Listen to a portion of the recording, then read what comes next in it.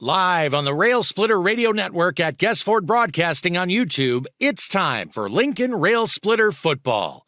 Our coverage today begins with the Build Lincoln Hire Club pregame show.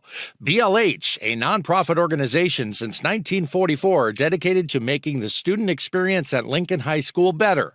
It also includes the Livingston's Automotive Coaches Corner featuring Lincoln head football coach Tom Alessio.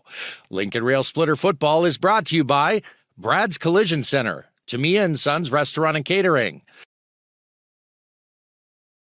Old Lincoln Hire Club, Knudsen Transmission, Cash Saver, Airport Chiropractic, Livingston's Automotive, State Farm Insurance Agent Brad Van Meter, Henry J's Taco House, Blank Golf Course, Lynn Automotive, Chicago Speakeasy, Brad's Used Cars, McCray Park Animal Hospital, Vision Custom Signs and Graphics, Jack's Place Bar and Grill, Brad's Complete Auto Care, the Dickey Campbell and Sahag Law Firm, D&J Bail Bonds, Bordenero's Pizza, Pet Supplies Plus, Amco Transmission and Total Car Care, Montgomery St. John Insurance, your Southside Hy-Vee stores, Brad's RV Repair Center, Guestford Web Graphic Design, and Smitty's Tenderloin Shop.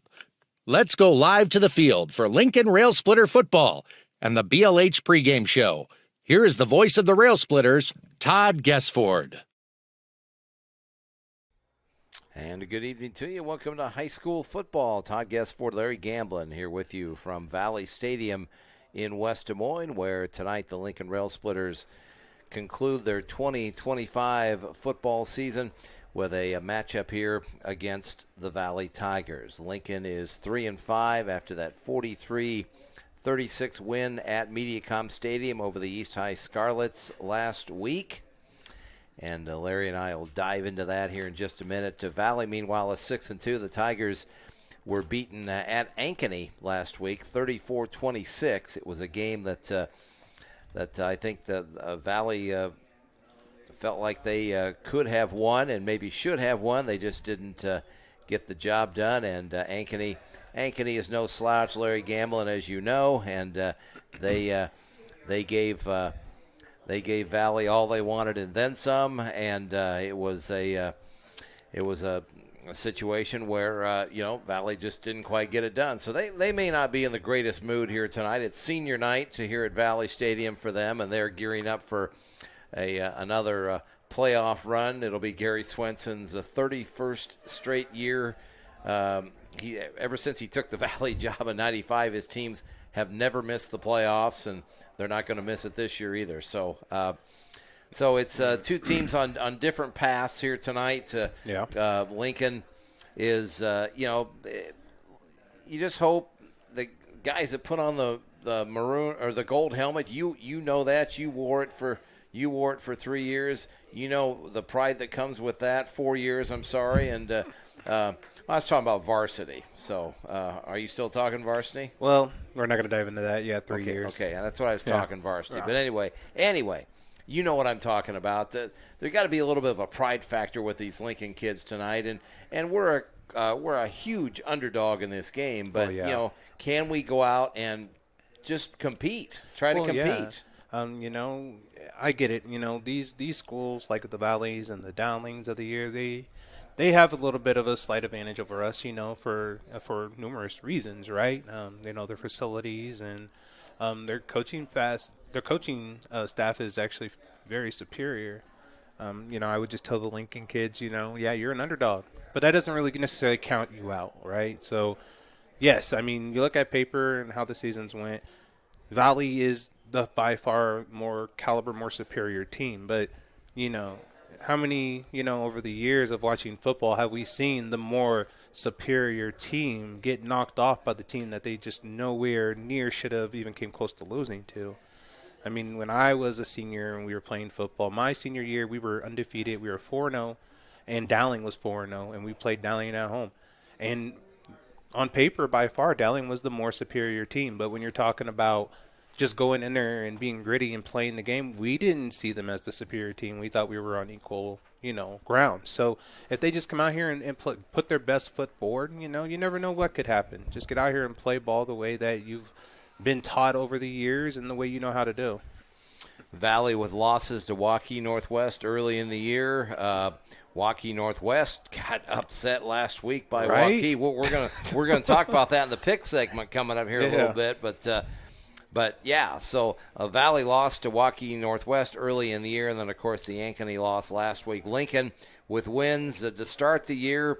Roosevelt 28-16, and you thought after that night, man, hey, this team's got special. A shot. Yeah, you thought maybe it's a 4 or 5 win year, and of course the next week was a complete disaster against North, but just one of those things. Lincoln with the wins over Roosevelt, and then they had a win against Sioux City North, and then the East game last week, Larry, man, we're up 43-0, and it just, East did this to Roosevelt too. They came back in the second half, fourth quarter of that game, and darn near pulled that out.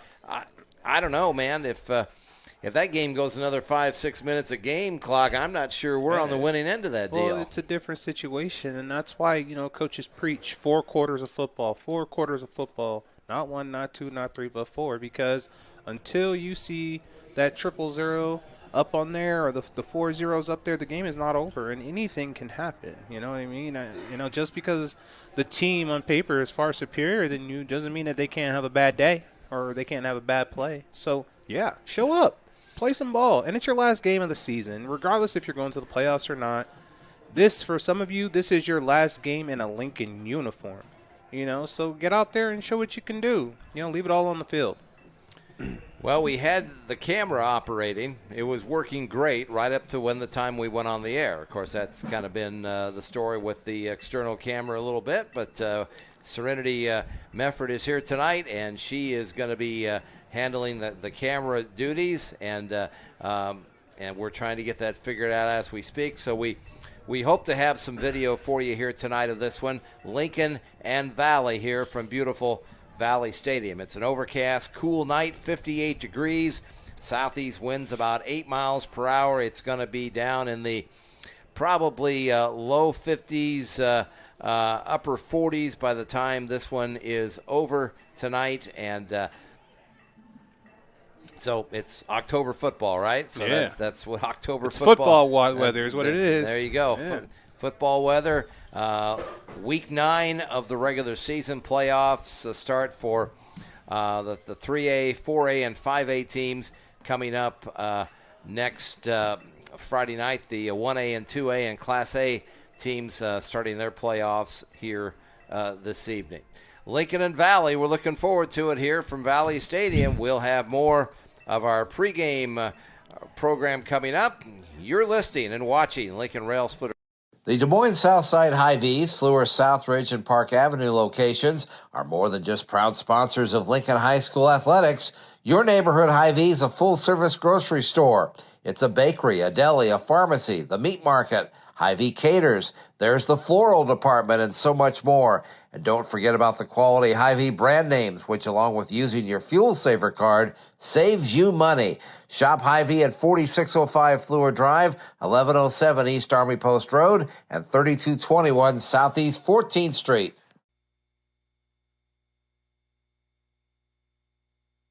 Your Des Moines area transmission experts, Knutson Transmission, has been serving Des Moines and the entire state of Iowa since 1951. Their quality, reliable, and honest work, combined with their integrity and reputation, has made them second to none. With the best products from top quality vendors, the guys at Knutson give you the assurance of being back on the road as soon as possible. At 4301 Southeast 14th Street, give them a call at 515-285-7561. Knutson Transmission, for those who want the best.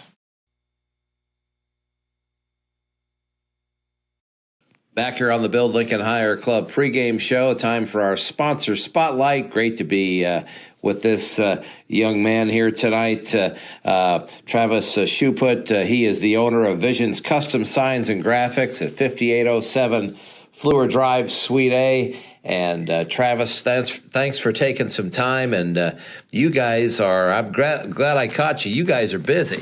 We are very busy. Business is good this time of year, which is kind of crazy considering our busy season is typically like March through September. But right now, that doesn't show. We're at the end of October, and it doesn't show that we're letting up just one bit. So I'm extremely happy and fortunate about that. Vision Custom Signs and Graphics. You talk about one of the things you talk about is you're the person's number one source for vinyl. We are, and I think so. I mean, we're a small local shop. There's a lot of franchise shops here in town.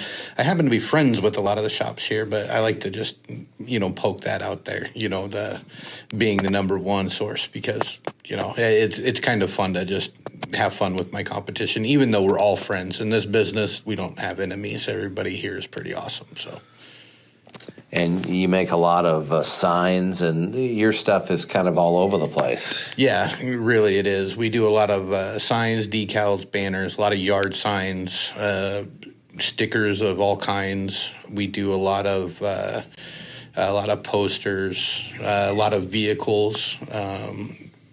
So it's pretty neat to be able to, walk out of the office and see something that I designed and created driving down the road. And that happens pretty much nightly, and it's pretty awesome. Pretty good feeling.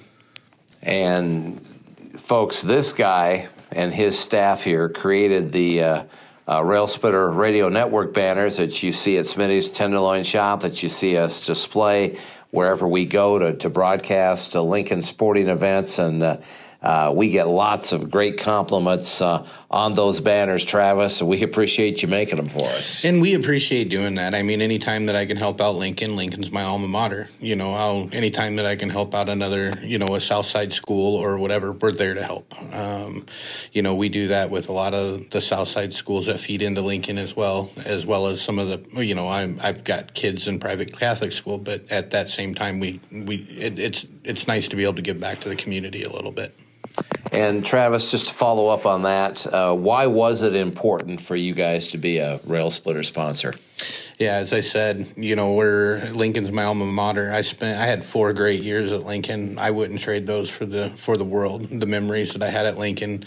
I'm from class of '99, so I mean that year it just seemed like our sports teams were premier. Everything was good. I like to see the tradition continue with the kids nowadays. So it's always fun watching you on YouTube, watching the games on YouTube. Unfortunately, my business keeps me pretty busy, so I don't get to attend a lot of games. But I am following the Railsplitters. And like I said, supporting Lincoln is very important to me, being able to kind of relive my glory days in high school. And we appreciate your support. Thank you so much for that. As we wrap it up here, tell everybody where you're at. They probably know, but just tell them where you're at. 5807 Fleur Drive, right across the street from the main entrance and exit of the airport. Can't miss us. Well, you could if you drove fast enough, but it's Fleur. But if you get past Highview and Fleur, look on the east side of the street. We're right there. All right, Travis Shuput, the owner of Vision Custom Signs and Graphics here at 5807 Fleur Drive, Suite A, and we appreciate him being part of the Railsplitter Radio Network. Thank you, sir. Thank you. And that wraps up our sponsor spotlight, and we will come back. We'll have more of our Build Lincoln Hire Club pregame show here from Valley Stadium when we return. You're listening to Lincoln Railsplitter Football.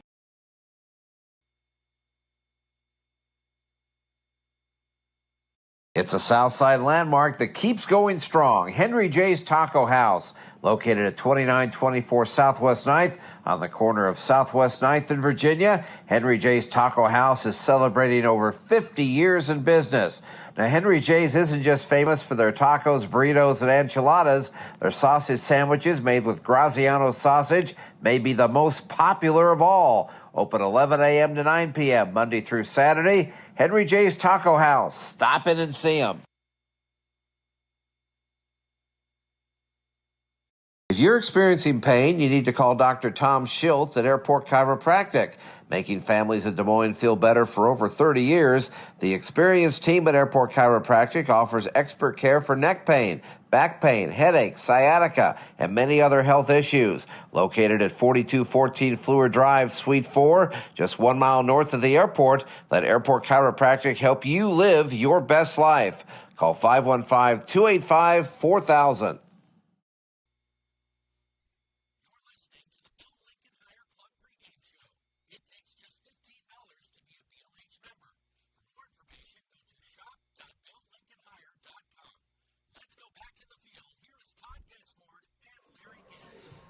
And we are back here up in the press box here at Valley Stadium. And it is time for our Friday Night Pick segment and our conversation with Lincoln Activities Director Phil Chia. It's presented by Brad's Used Cars. Stop in and see Brandon at 1003 East Park Avenue, or call 515-850-1201 to find the vehicle you have been looking for. Well, Phil, good to see you. It's been another busy week, but how are you doing, sir? Good. Yeah, it seems like it's been a while since I've talked to you. Last week with the lightning delays we had, I didn't get a chance to get up here. So good to be back for this final game to visit with you guys, because it's always a pleasure of mine to do that. All right, and our last pick segment of the year, and we got a lot of games to go through tonight. We have all 18 Class 5A games on our schedule tonight, and Phil, how I did this, you look at your sheet there.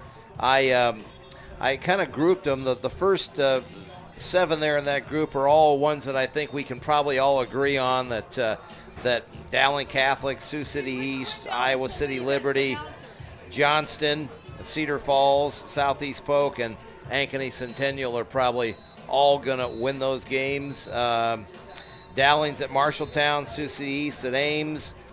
Liberty is hosting Muscatine. Johnston's hosting Roosevelt. Cedar Falls hosting Cedar Rapids Jeff. Southeast Polk is at Duke Williams tonight. And Centennial is hosting Sioux City North. Can we agree on that, guys? Probably. I would not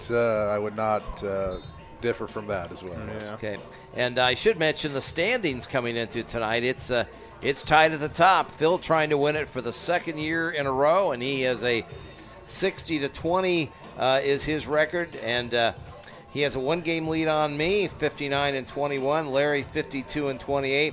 Man, last week it was brutal. We were all 500 last week, guys.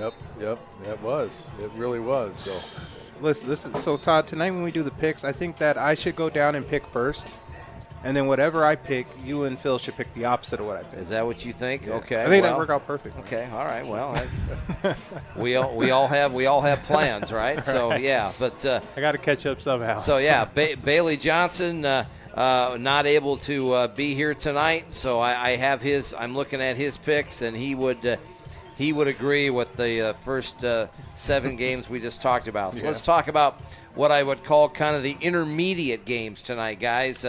Ankeny, number 6 RPI, 6-2 at Council Bluffs Abraham Lincoln. The Hawks beat Valley last week, Phil. What did you think? That was one of our games we didn't get right. That is one of our games we didn't right, and not that that's shocking. No, right? But it did surprise me a little bit. But I think they win that game big out there.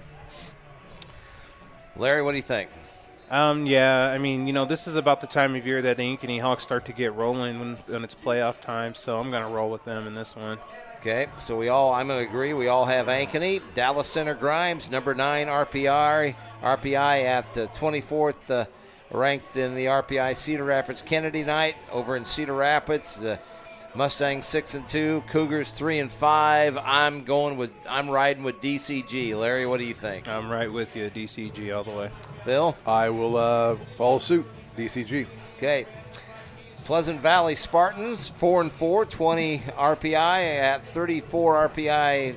Davenport Central Blue Devils 1-7.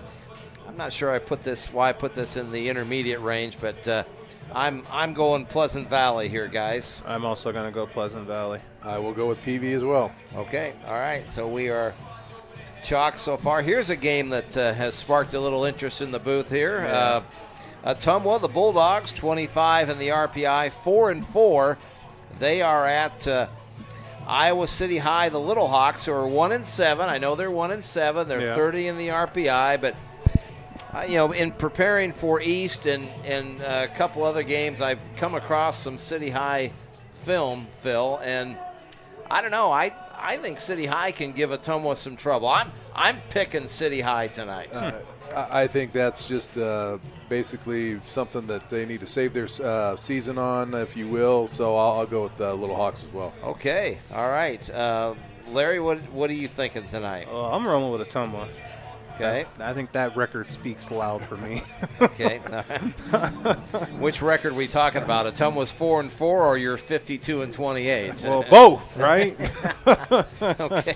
All right. The Bettendorf Bulldogs, they're 22 in the RPI. They're 4-4. They're hosting Dubuque Hempstead tonight, who is 27 in the RPI. They're 2-6. Phil, you thinking Bettendorf here? Yep, I'll go with the Bulldogs on that one. Okay, Larry, what do you think? Bulldogs all the way. Okay, I'm with you. All right. Now, here's the 5 big games, big high school games that we need to take a look at tonight. Dubuque Senior, the Rams, 5-3. They're number 18 in the RPI. They're taking on the Prairie Hawks, who are 11 in the RPI. They are also 5-3. You know, seniors, Larry, on the outside, knocking, trying to get in, and Prairie's trying to hang on to what they got. What do you think tonight? I think Dubuque's going to fall short. I'm going to roll with Prairie. Okay. All right. Phil, what are you thinking tonight? Not knowing, that's Dubuque's not a team that I really paid much attention to. We don't know a lot about either one of these teams. I really don't, but I will go with Prairie on that one. Okay, I can't disagree with you guys on that. Okay, I'm going to take Prairie. Iowa City West, the Trojans got beat last week. That was another game that we didn't pick correctly. They are hosting the Linn-Mar Lions tonight, who are 19 in the RPI. West is 10 in the RPI, and Linn-Mar 4-4. Iowa City West 6-2. Larry, what do you think? This is an interesting game tonight. Yeah, I'm going to have to roll with Iowa City West in this one. Okay. No particular reason? Just like them at home? No, yeah, I'm not really familiar with either team, really, but I see that they're 6-2. Iowa City team. I'm just going to roll with them. Phil, what do you think tonight? Yeah, I'm going to go with West, and probably more that they're playing at home and, their senior night, whatever. I'll go with West. And I can't disagree with that. I'm going to go with the Trojans as well. Waukee Northwest got beat by Waukee last night. It's Battle of Waukee. These kids know each other. You know, you talk about a border war. That's a city war right there. And I agree with Phil. you. That was Waukee's the best 3-5 team in the state, but I still was shocked by that.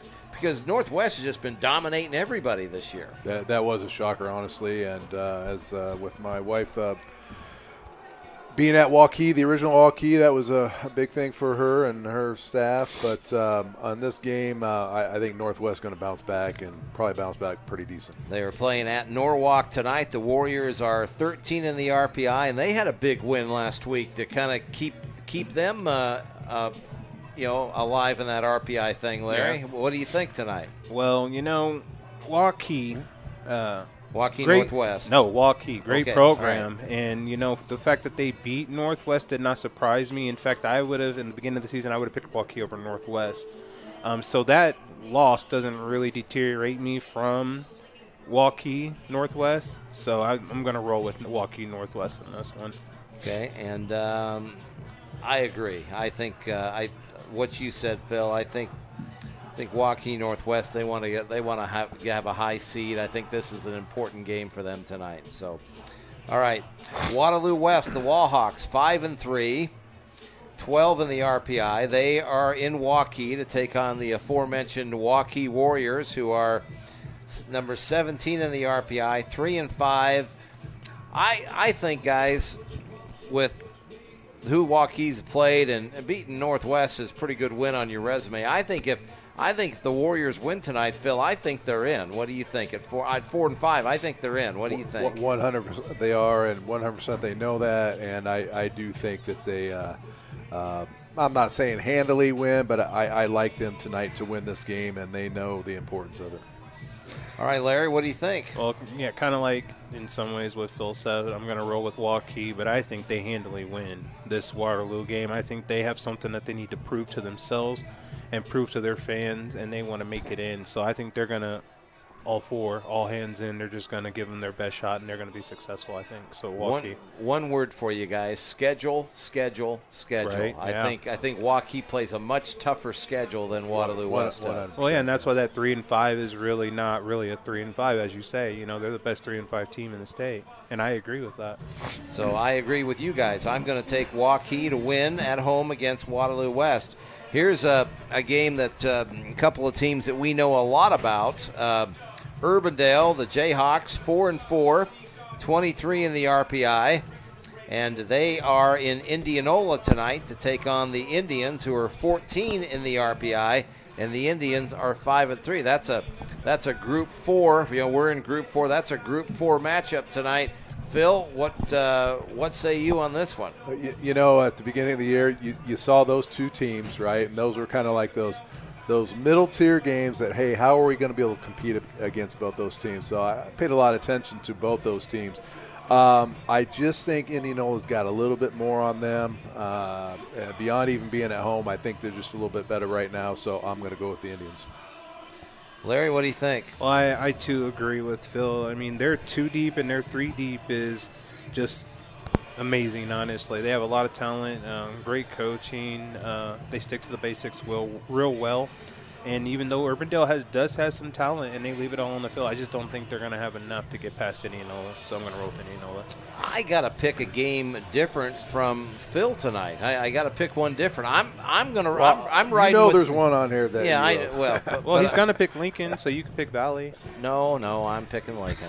But no, I don't know, guys.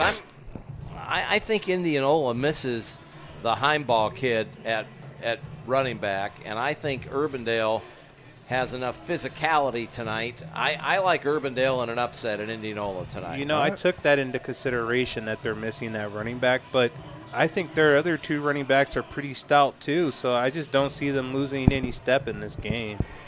Well, we will see. We will see how this one goes. So let's shift gears and talk college football, because there's a couple of huge college football games going on in this state this weekend, and we'll start with Iowa State. Cyclones coming off a bye. They're 5-2, 2-2 in league, and they are hosting 11th ranked BYU. The Cougars are 7-0. They are 4-0 in league, Phil, and they.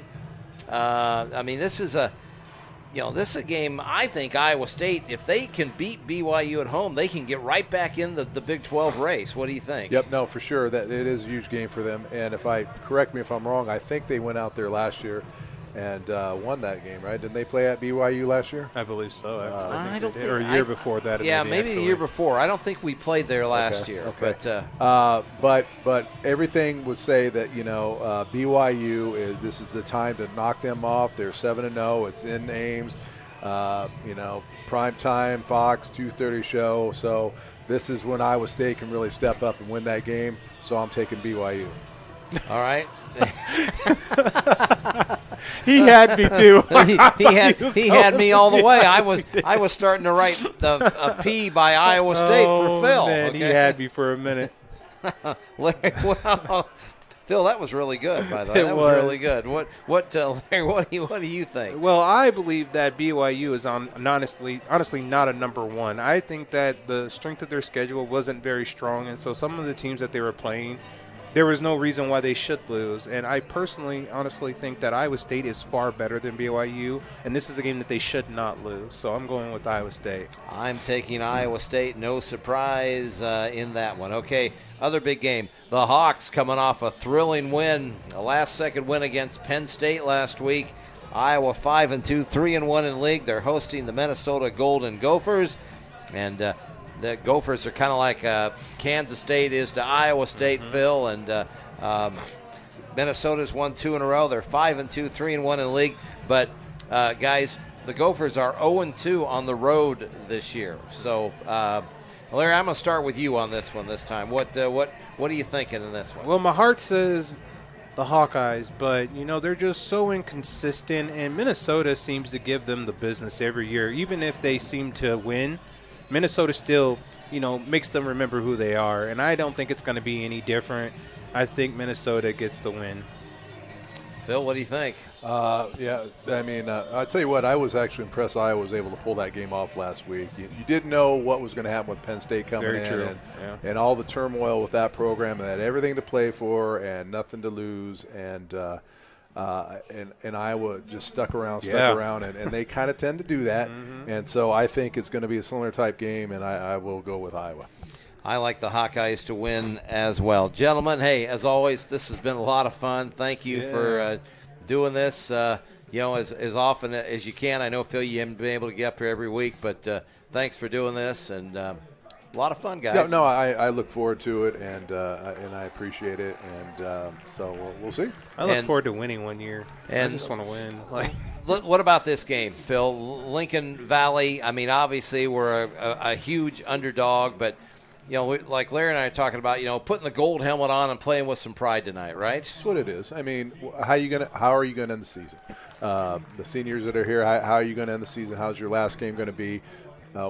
Some of the things that have just, let's call it how it is, been a little bit undisciplined throughout the year. Hey, let's end on a good note. Let's start some momentum for the off season and the next year. And seniors, give it all you got. And hey, Matt, you're a Lincoln Railsplitter. And we love you, and we'll see what we can do. All right, we'll get Larry's thoughts on all that coming up in Larry's Keys to Victory a little bit later here in our Build Lincoln Hire Club pregame show. Thank you, gentlemen. Appreciate it. We're going to take a break. When we come back, we will have our Livingston's Automotive Coaches Corner with Lincoln head football coach Tom Alessio. Lincoln and Valley here from Valley Stadium will return. You're listening to Lincoln Railsplitter Football. Located just north of Lincoln High School, McCray Park Animal Hospital not only supports the health and well-being of your family pets, Dr. Chris Knabel has been a longtime supporter of Lincoln athletics, watching his 4 kids compete through the years. Family owned and operated for over 40 years, you and your pet's needs are their top priority, so bring your pets to McCray Park Animal Hospital at 2227 Southwest 9th or call 515-282-0600, the home of your other family doctor, your veterinarian. In the game of life, there's no get-out-of-jail-free card, but D&J bail bonds might be the next best thing. Fast, confidential, and professional, the D&J bail bonds help you get back to your life. From one family to another, you can depend on D&J bail bonds for fast, reliable bail bond services. There when you need them, call D&J bail bonds at 515-975-4867.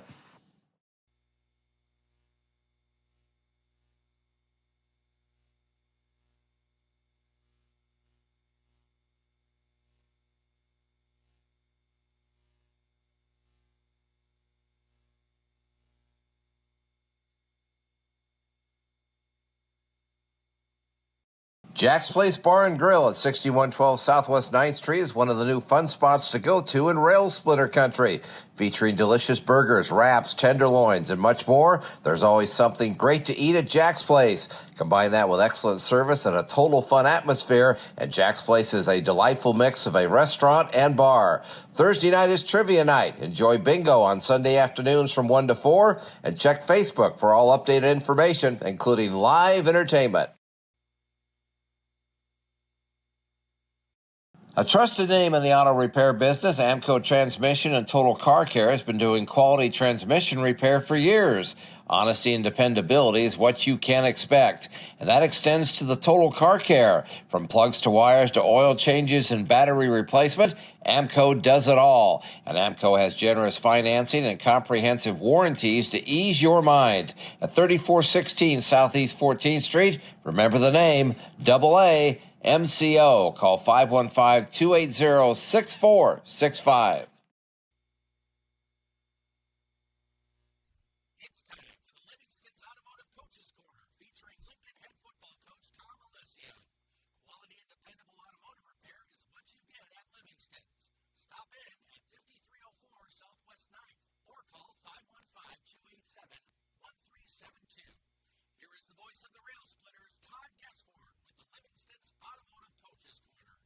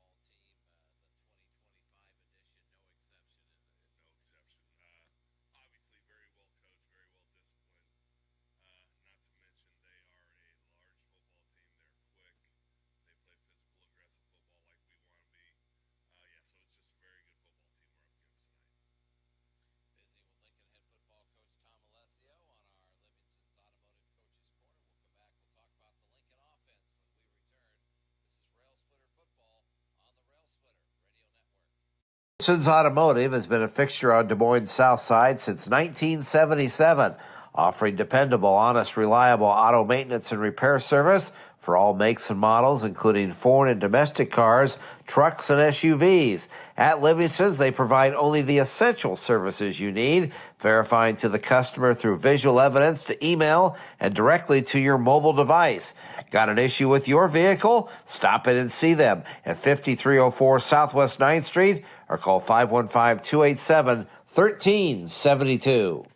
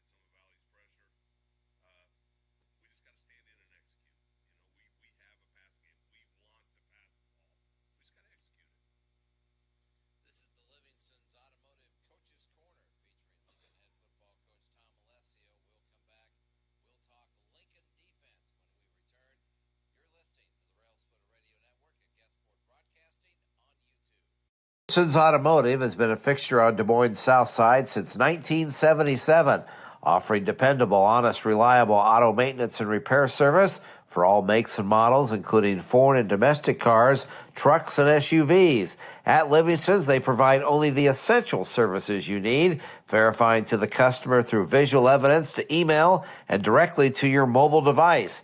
Got an issue with your vehicle? Stop in and see them at 5304 Southwest 9th Street or call 515-287-1372.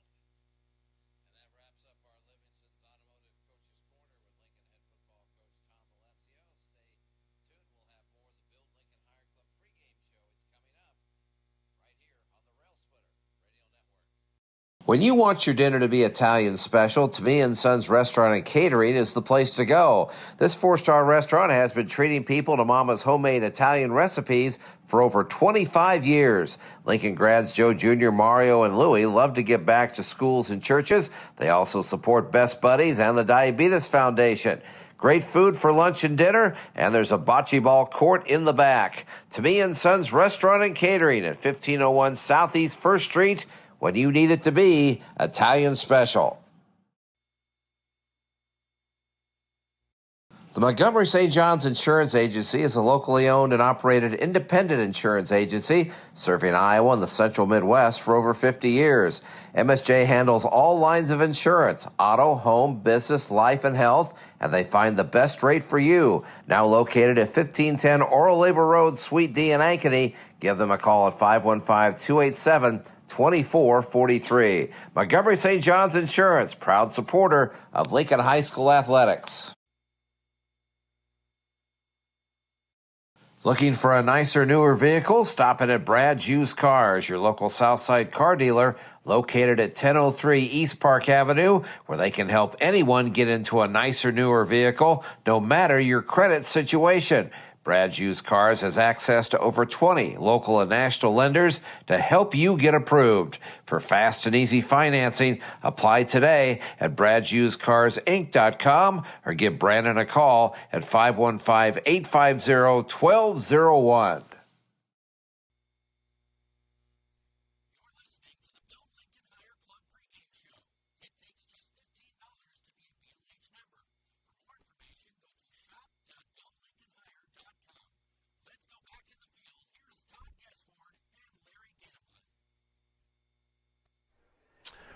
And we're back here at Valley Stadium, senior night here, so a lot of senior athletes and their parent introductions going on down on the stadium turf here right now. It's time for our game preview, and with that, we are going to take a look at the Lincoln offense first, like we always do, and look at the Railsplitter offense. Tonight's presented by Christian Edwards Print and Graphics at 2700 Bell Avenue. Specializing in superior customer service, Christian Edwards never settles for good enough, and they are more than just a printer. Well, big challenge for the offense tonight. You know, we ran like crazy against East last week, but we're facing much. You look at Valley's, you look at their front, with Booth and Mershon and Jimenez and Fluellen up front. They're pretty big up front. You mean the monsters up front? There you go, yeah. They have like 8 of me on their team, Todd. It's crazy the size that they have on their team. Yeah, it's going to be a real challenge for us tonight. I'm curious and skeptical and kind of scared to see what it looks like tonight, you know, with all the talent that Valley has on their program and the discipline that their team shows. You know, it's going to be a challenging night for us. You know, I'm just hoping to see a decent ball game. You know, I just want to see the kids come out here and play with some Southside pride and play with some discipline and show that, you know, what it looks like. Because, you know, one thing that I've learned over the years in playing ball myself and playing under Tom Mihalovich and playing under Coach Lesio and Coach Goebel, it's not about whether we beat you or not.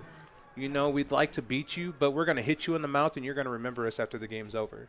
And that's essentially what Lincoln Southside football was and should be still. So I would love to see these kids get out here and get after it tonight. Well, Lincoln still averages 6.7 yards per carry coming into tonight's game. They're just a yard under 2,000 yards for the year. And nice. Davon Wesley, the leading rusher, who will be on the field tonight, 451 yards and about 7 yards a carry. Big story, Larry, all season long. We just have not been able to throw it. And we ran for, massive amounts of yardage a week ago and didn't complete a pass. Well, yeah, I mean, when you're talking about Lincoln, the one thing you're going to understand is that we love to run the ball, and we'll always run the ball. But, you know, if we want to compete against the downlanes and the valleys of the world, we have to be able to be 50-50. And unfortunately, last week we just couldn't get it done. The quarterback and the receivers just weren't on, the same rhythm as they should be. But hopefully tonight, we can hit them with some wows and some zahs tonight and, just play a good game. That's what we're looking for and continue our great rushing attack. Caught up with Dan Goebel, the offensive coordinator, as we always do, and here's what Dan had to say about tonight's matchup.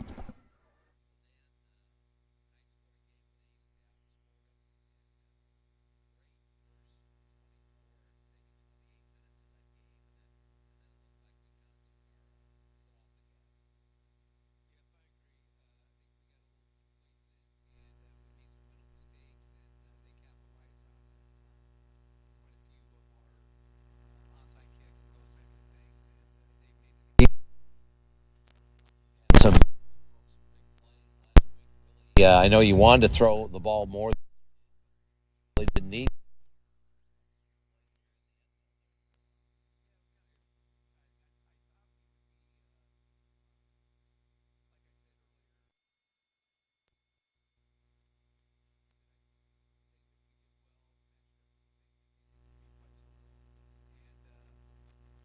Actually executed very well, so it was pretty exciting, and it's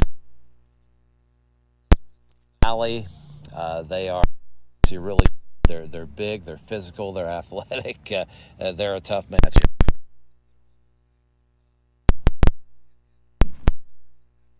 it's not going to be surprising on what they're going to do. They're going to be Valley, so we know how to line up, and hopefully we can just go and match some intensity and see what happens. I know you want to continue to try to work on the passing game tonight. Yeah, we're going to have to throw the ball a little bit more, and we're going to try. So hopefully we get Dom gets a little bit of time to throw it, and we're going to. There's a few things that they do, which I think they're going to try to stop right away for us, and that should open up some things in our passing game, and hopefully we can be successful that way. And we could see some young guys in the offensive backfield tonight. Tell the fans a little bit about that.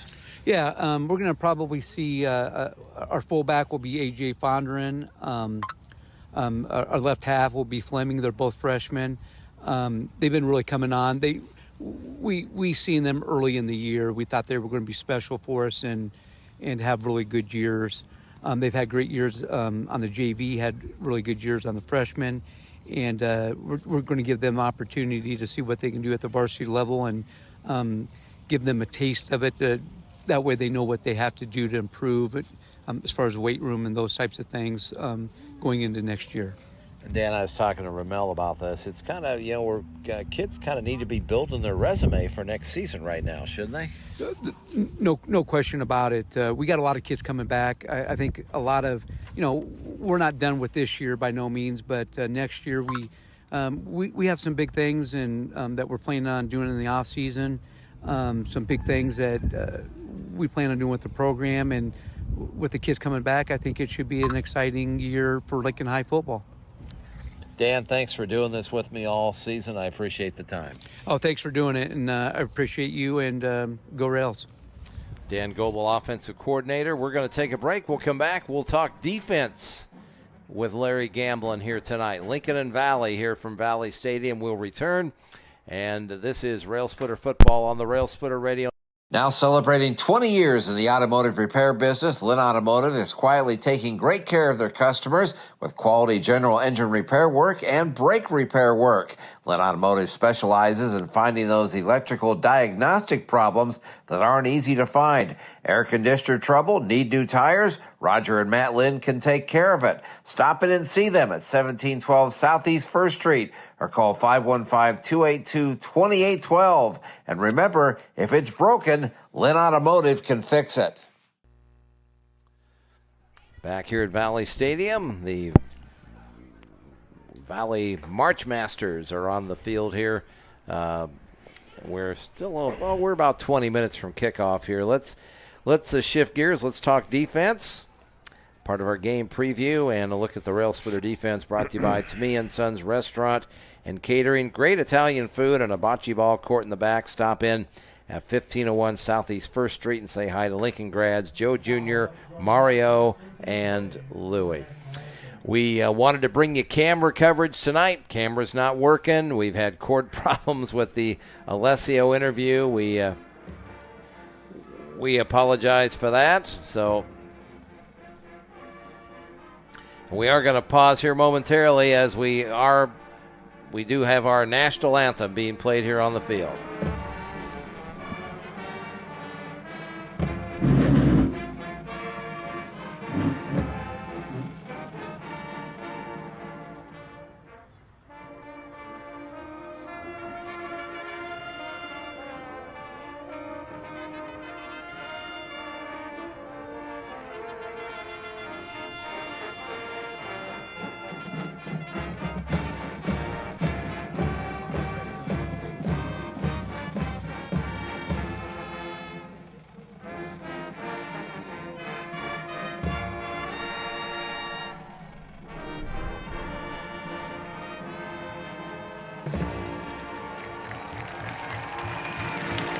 our national anthem here from Valley Stadium.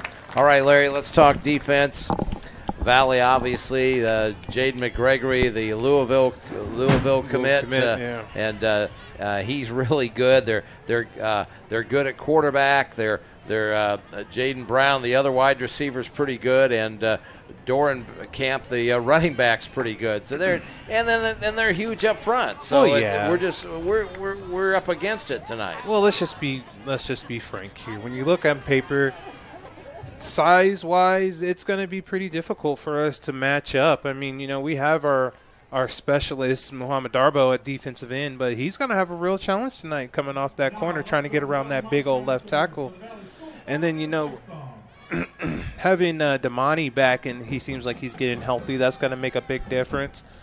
So I think for our defense tonight it's not necessarily trying to stop them per se, as far as much as trying to minimize how often they get into the red zone and just trying to keep pace, which is obviously me saying that sounds like a joke when you're talking about, a Valley offense, who's just talented. But I think that we can get out there and give them some troubles. We just got to fill our holes. Linebackers have to hit the 8 gaps hard, and defensive ends have to keep containment and force it all inside back to all their teammates. And if we can do that, we can have a decent night playing against this high-powered Valley offense. And we talked to Ramel Lane. We'll see if the interview will play here. We talked to him earlier about the matchup tonight. And was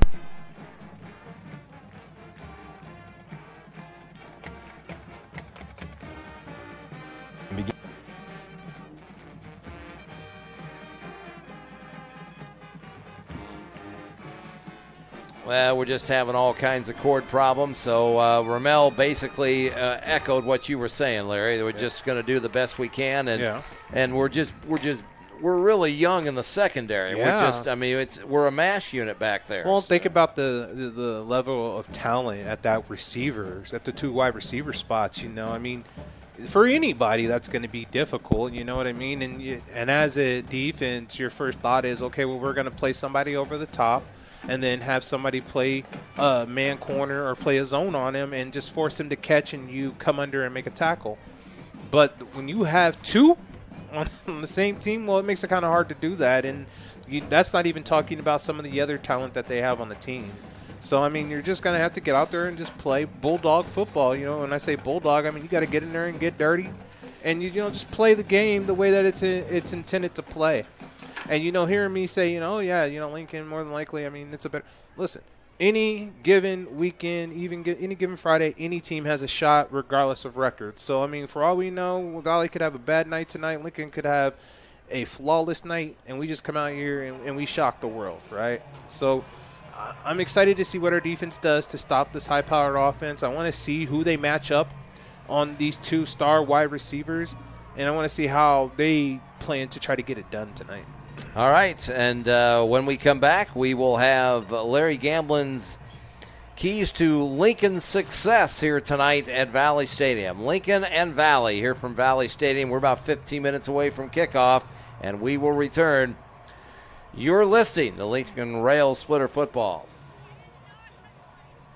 Now celebrating 20 years in the automotive repair business, Lynn Automotive is quietly taking great care of their customers with quality general engine repair work and brake repair work.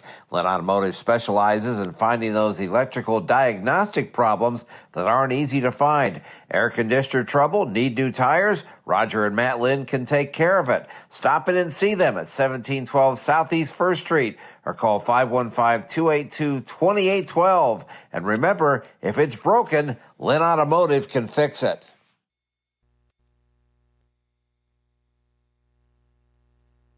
Christian Edwards Print and Graphics is more than just a printer. They're a partner you can count on to help you leave a lasting impression.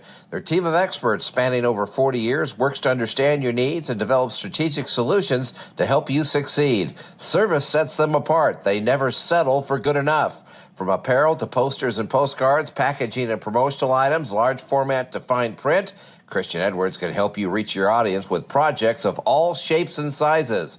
Call them at 515-280-9765. Todd and Larry back here at Valley Stadium. It's time for Larry Gamblin's Keys to a Rail Splitter Victory, presented by Chicago Speakeasy at 1520 Euclid Avenue, with their succulent prime rib, hand-cut steaks, and 40 items on the famous salad bar. Combined with their superior service, a very pleasurable dining experience awaits you at Chicago Speakeasy. All right, my friend, I think we've kind of identified that this is probably a next to an Virginia Chaminade basketball kind of upset if it would happen tonight. So just give me some things that you think Lincoln can make some headway with tonight. Well, one thing I'd like to see tonight is see some of these younger kids that don't generally get a lot of time on the field, see what they can do. I'm sure there's been some kids that they've been looking at this season and are like, in a couple of years or two, he could probably be something special. Well, they're playing Valley tonight. Let's see what this kid can do against a program like this. And let's see what the future may hold for us as of right now. So that's one thing I'd like to see. Secondly, I'd like to see in this game 0 turnovers. Like, that would be a big thing for me. I know this is going to be difficult. That'd be a huge thing tonight, wouldn't it? Yeah, against given a team the like this. season we've had. Yeah, that would be a good way to end the season. 0 turnovers. I'd like to see them force a couple of turnovers tonight. That would be something promising to see tonight. I want to see them get after it. Forget the name on that jersey and just think of it as another person that you're playing, another person on the field that you have to go against. Those are the things that I'd like to see tonight, and I'd also like to see team camaraderie. And when I say that, I'd like to see everybody on the sideline say, hey, good job, bro. Next play. Or, man, yeah, that was tough luck. Hey, we'll get it back next time. Just encourage your teammates and just play through a very difficult game to try to play in. And I think that would be a lot of good keys to success for tonight. Not necessarily a win, but something to grow on going into the offseason. All right, and very good. And those are Larry Gamblin's keys to Lincoln's success here tonight, presented by Chicago Speakeasy. Our starting lineups are coming up. You keep it right here. You're listening to Lincoln Rail Splitter Football. Since 1944, the Build Lincoln Hire Club has had one goal: make Lincoln High School better. A nonprofit agency whose funds have played a major role in every improvement project at Lincoln High School, BLH gets its funding from concession stand sales, volunteers, membership dues, and the rail shop. And all the money going to support the students at Lincoln High School. To become a BLH member, go to buildlincolnhire.com.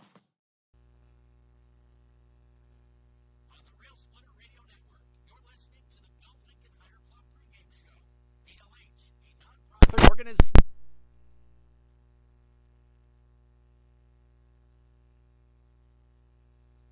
Since 1944, dedicated to making the student experience at Lincoln High School better. More pregame information is coming your way. You're listening to Lincoln Rail Splitter Football.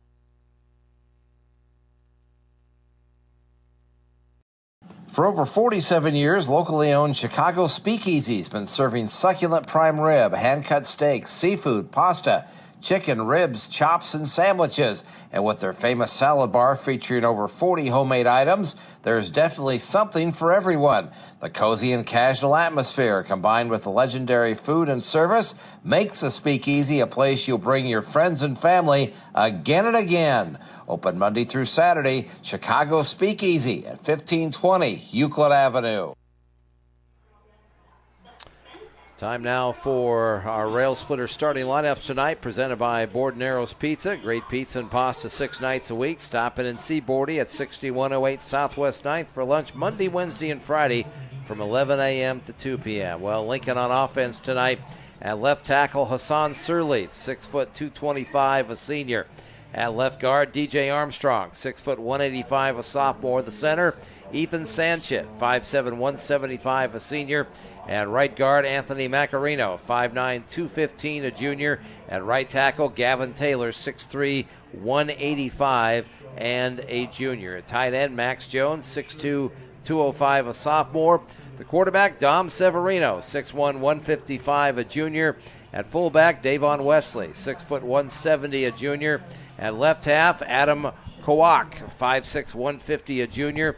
At right halfback, Braylon Jenkins, 5'9", 135, a junior. And at tight end tonight, at wide receiver tonight, Caleb Young, 6 foot 175, and a sophomore. On defense tonight, Lincoln's going to start in a 3-4, Larry, and it's going to be Damani Wesley at one end, 6 foot 225, a senior, the nose man.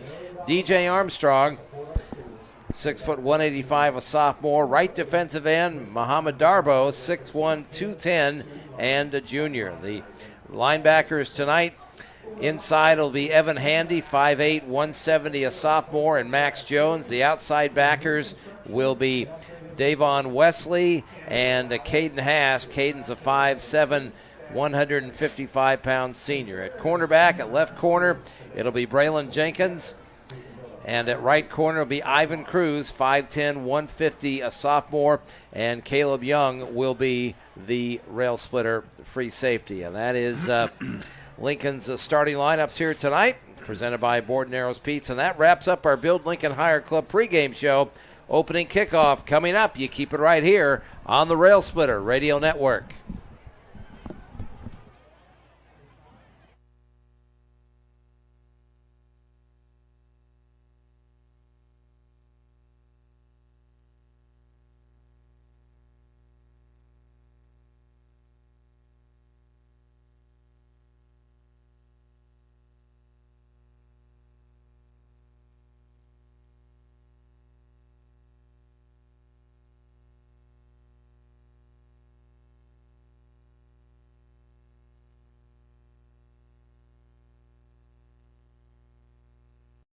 Brad's Collision Center is your full-service body shop, preventative maintenance, and auto repair center located at 1400 Army Post Road. In business since 1984, Brad repairs all makes and models and works with all insurance companies. And when I need auto body repair, I trust Brad's Collision Center. Give them a call at 515-287-7743. Brad's Collision Center, where perfection is barely enough.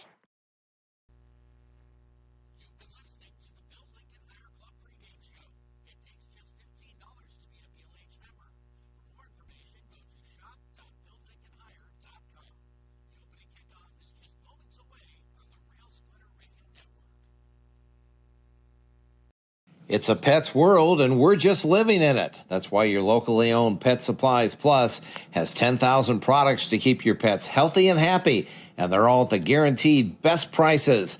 We know pets can't wait to be spoiled, so we make it easy to shop online and get free same-day delivery. Save money, save time, shop your local Pet Supplies Plus. Find us at the Wakanda Shopping Center in Des Moines and shoppetsuppliesplus.com.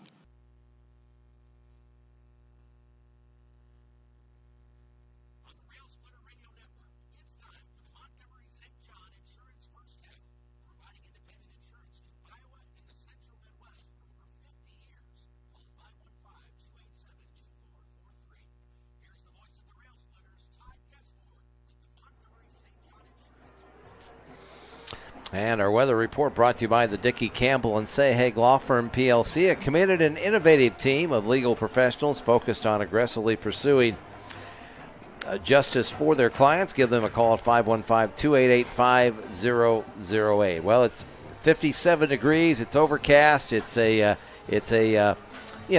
we've had worse.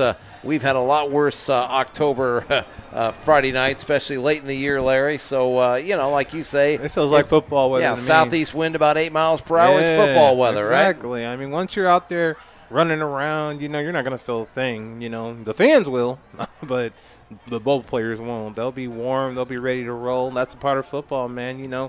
When it's super hot outside, that drains you, a lot of cramping and stuff like that. But when you got weather like this and a night like this is a perfect night for some football.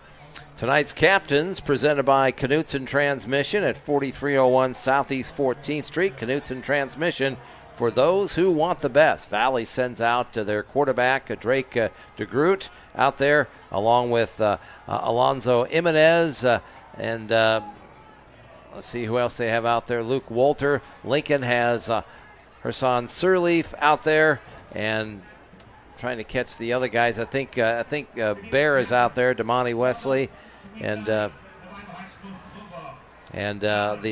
our referee Brad Bunting has his mic on, so they are doing the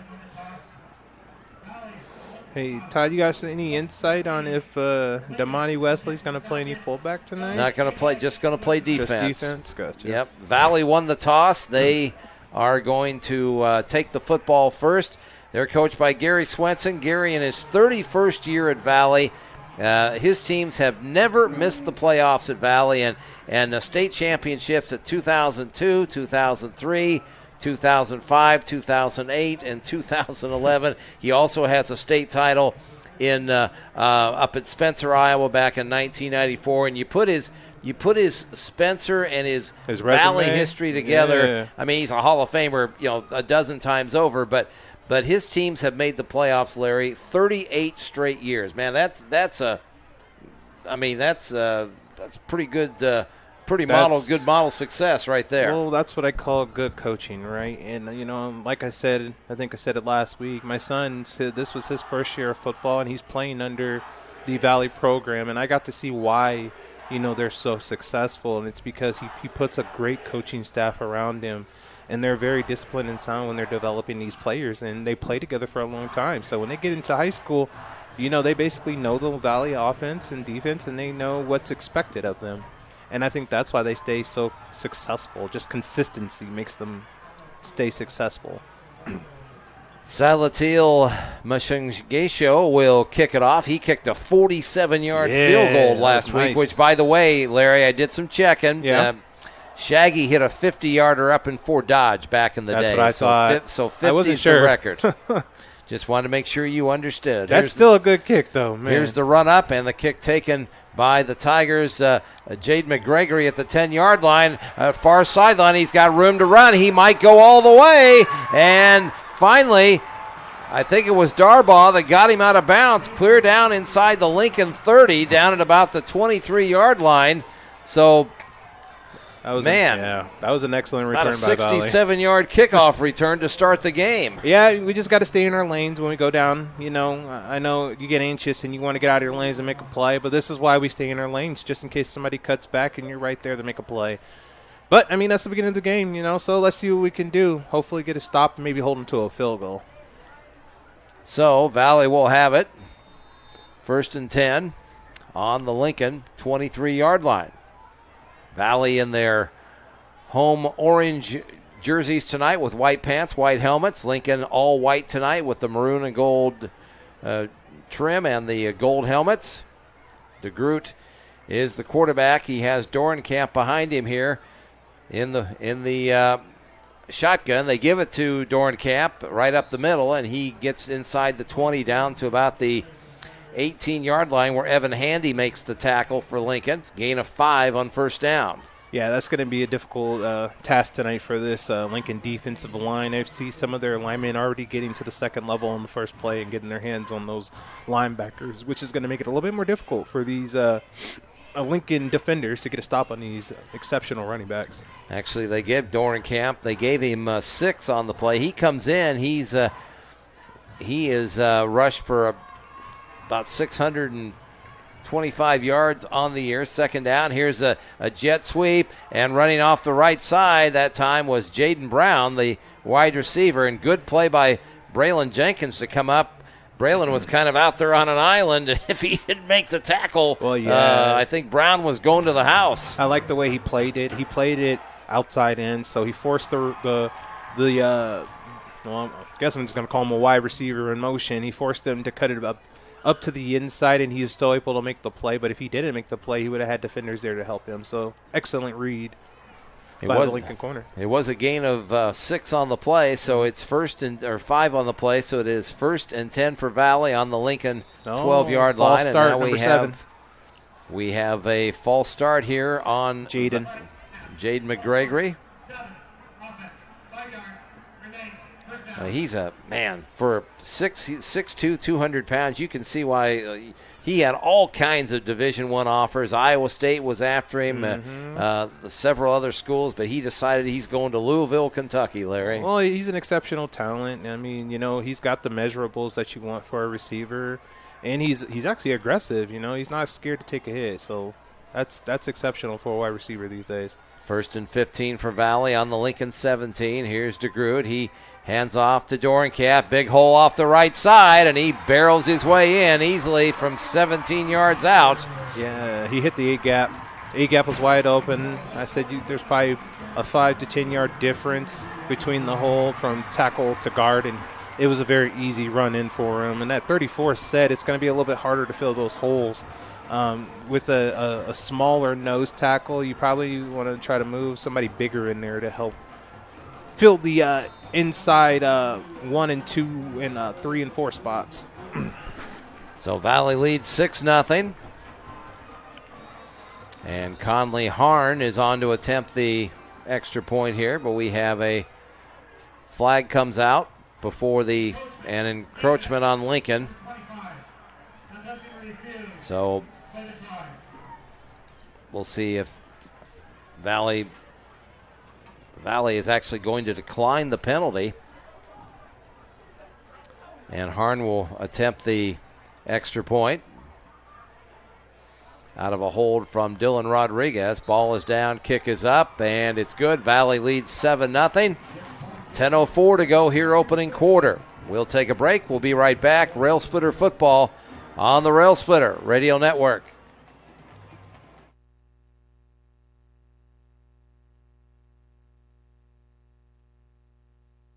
At Vision Custom Signs and Graphics, speed, accuracy, and uncompromising quality are the cornerstones of what they do. Founded in 2018, they specialize in creating high-impact yard signs, stickers, decals, and banners using their top-tier tools and equipment. That, combined with the love and passion they put into every sign, is truly what sets them apart. Call 515-809-2264. Vision Custom Signs and Graphics at 5807 Fleur Drive, Suite A. Let's make something great together. So Valley on with the strength of that 67-yard kickoff return by Jaden McGregory. They go 23 yards in 4 plays. That's our McRae Park Animal Hospital scoring drive. McRae Park Animal Hospital at 2227 Southwest 9th, just north of Lincoln High School. Family owned and operated for over 40 years. You and your pet's needs are their top priority. And they are the home of your other family doctor, your veterinarian. Here's a kickoff by Conley Horn that is about 7 yards deep into the end zone for a touchback. And Lincoln will have it 1st and 10 on their own 20-yard line. So we'll see what the Railsplitters can do. A little bit of sprinkles going on here right now here at Valley Stadium. We're apologize. Our camera's working great. We just can't connect it to our computer. Yeah. We got a great picture in the lens, don't we, Larry? Yeah, it looks perfect, actually. 1st and 10 for Lincoln on their own 20-yard line. Pistol wing T. Kawak in motion. Here's a keeper by Severino. Play they've worked on this week where Dom fakes to the fullback and then follows the fullback in the A-gap, and Dom got about a yard, and that's it. Valley was not fooled. Well, that was a very creative play. That's not something we've seen this season, and obviously nor has Valley, so they wouldn't be expecting it. Didn't quite go the way they wanted it to, but the thought of it was an excellent thought from the coaching staff. So 2nd and 9 for Lincoln on their own 21-yard line. Severino wants to throw over the middle, and pass intended. And caught by Braylon Jenkins up at the 28-yard line. Low throw, but Braylon went down, made a nice catch, Larry. Well, that was something that I've talked about all season, right, Todd? You know, it's the timing of the route. You know, Braylon ran out of the route hard, which forced the cornerbacks to play off of him, and then he set right there. Severino took a 2-step drop and let it fly to him. 3rd and 2 for Lincoln on their own 28. Severino wants to throws over the middle, incomplete. He was trying to hit Kawak. Adam was in the slot that time, just went right down the seam, but the pass was over his head, and it's 4th down. Yeah, a little too high. I like the idea of trying to come out passing versus running. They're going to expect us to run the ball probably about 80% of the time, so mixing it up and just airing it out is going to force some of those secondary players to have to back off, which in return will open up the run for us, which we're going to need to keep it balanced tonight. So Gabe Cruz is in to punt, standing at his own 15-yard line. Valley has Micah Lalachur back there, along with Jaden McGregory. Good snap. Gets it away. Oh, it's going McGregor's Low way. kick, and McGregory takes it on the fly at midfield. Or actually, that was that's not McGregor. Jalen Brown who took that. But Great return. Jaden Brown, same difference, man. Yeah. He came up and grabbed it at midfield, and he was down to the Lincoln 35 before you knew it. Yeah, it was an excellent return. His blockers got a hat on somebody, give him the opportunity to get, a little gain, but it's in positive yardage, and it's on our own side of the 50. So, excellent start for the Valley Tigers. So Valley in plus territory, 1st and 10 at the Lincoln 34. They lead 7-0, 8:44 to go here, opening quarter. Glad you're with us here on the Rail Splitter Radio Network. Final game of the 2025 season. Shotgun formation. DeGroot gets a snap, hands off to Dorenkamp, and he breaks a tackle. He's in the secondary, and he gets inside the 20 before Damani Wesley finally got him on the ground.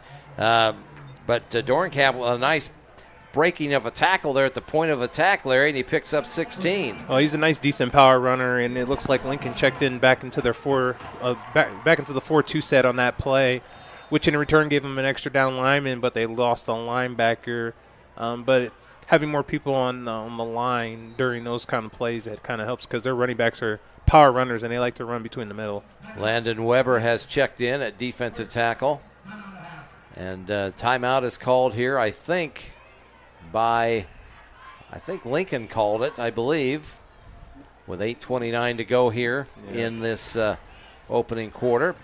Well, we are hoping that the Rail Splitters find their way into the Brad's Collision Center red zone tonight. Brad's Collision Center is a trusted name in the auto body business since 1984. Brad's Collision Center, where perfection is barely enough. All our scoring drives are McCray Park Animal Hospital scoring drives.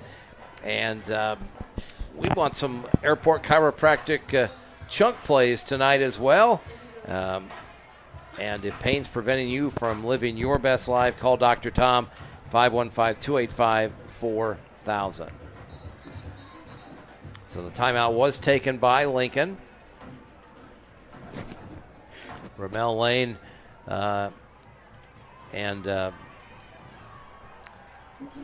Wow. And Jake Jackson talking to the front seven for Lincoln here. Valley Looks has like they tracked into a 5-set on defense. Cohen Shelton in at running back here. Here's DeGroot wants to throw, and the pass is incomplete. He was throwing a little flag route to the corner route to Jaden Brown, incomplete. And Caleb Young, who, we didn't give very much love in the pregame tonight, but 34 for Lincoln. He had a nice game last week at safety, did. Larry. Yeah, he played very well last week. I mean, we talked about him a lot last week. And he's going to need a big game tonight against this Valley's offense and these great wide receivers. Last play Lincoln was in that 52 line, which helps with the run. So it was a great play call by Valley to try to take that shot in the end zone. Great coverage by the corner over there, that's not Dominic Severino, is it? It is not. Who's number one? That's Braylon Jenkins. Here's a give to Shelton, Cohen Shelton, their backup running back, and he weaves his way inside the Lincoln 10 down to about the 7-yard line before the Rail Splitters get him on the ground. Based on the last two drives, it looks like Valley's going to try to pound it up the middle tonight a lot. So it's 3rd and 1 for Valley. And here's a give to Shelton again, right up the middle. He goes untouched for the touchdown. A 7-yard touchdown run. And Valley leads it 13-0. So a couple of short fields for Valley here, and they take advantage. Oh. That's the hard part. You got to have a kicker, a punter who can punt it, a decent amount of yards and point it in a place where it makes it a little bit more easier for your gunners and stuff to get down there and make a play and start with great field position defensively. Harn on to attempt the extra point. Ball's down, kick is up. It's good. Valley leads 14-0. 8:01 to go here in quarter number 1. We'll return. You're listening to Lincoln Rail Splitter Football. Introducing Brad's Collision Center RV Repair, located at 7384 West Highway 92 in Indianola.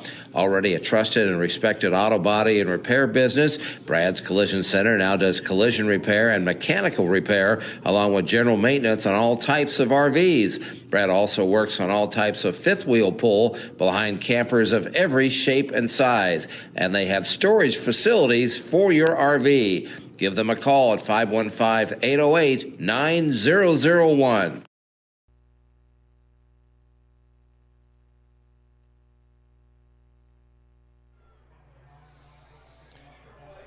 So the Tigers take advantage of a couple of short fields, and they have a 14-0 lead here. Cohen Shelton with a 7-yard touchdown run. So 34 yards in 3 plays. That's your McRae Park Animal Hospital scoring summary. Lincoln has Jenkins, Davon Wesley, and Adam Kowak, a deep trio of Lincoln kick returners. And the short kick taken at about the 5-yard line by Braylon Jenkins, coming to the near side and tried to put his foot in the ground and go forward, but the Valley with good special team coverage. You talk about staying in your lanes, Larry. Oh, yeah. That's what number 23, Cash Kiner, did right there, and he dropped Braylon down at the 15-yard line. Well, yeah, that's one of the big things. If you stay in your lanes and you just come down, you don't necessarily have to make the tackle, but you want to force it more to the inside where you have more defenders and more help.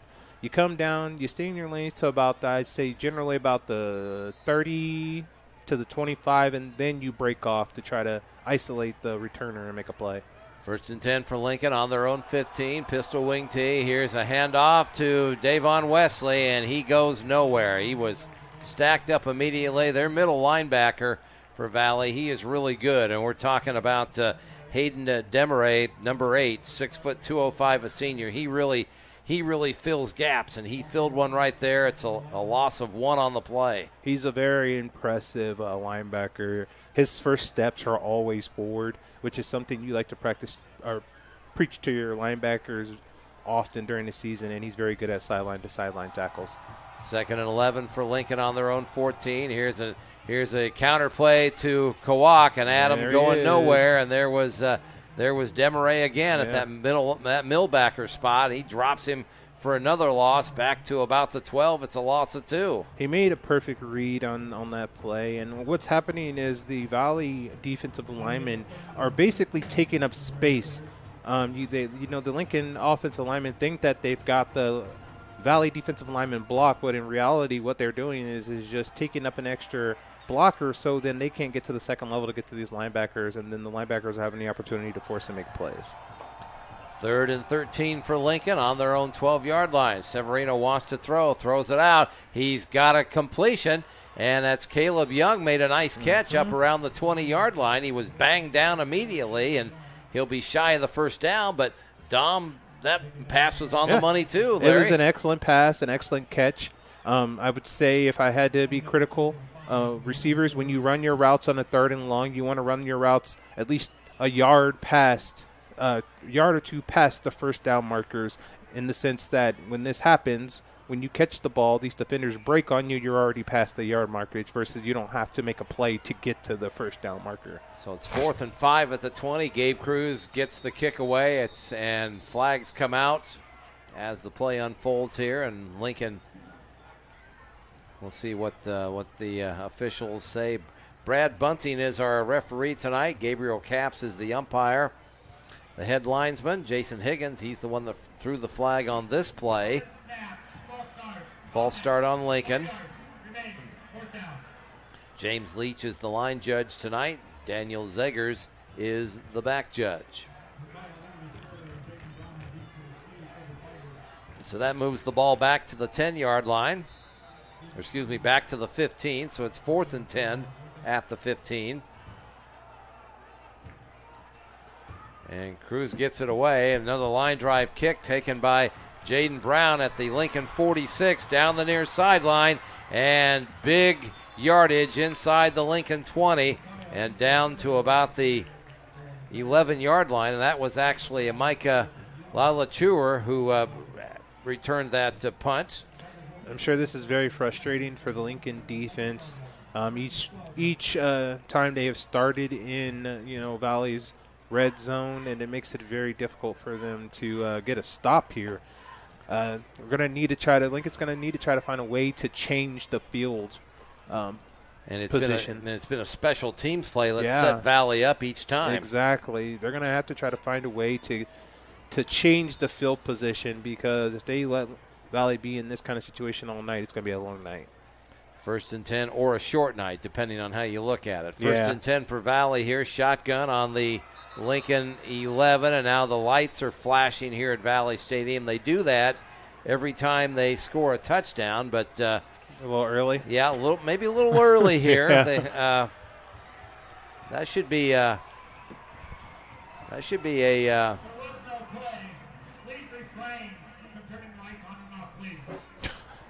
good. Yeah.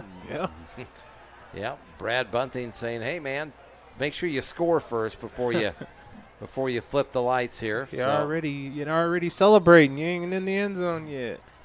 Valley leads 14-0. 5:36 to go here, opening quarter.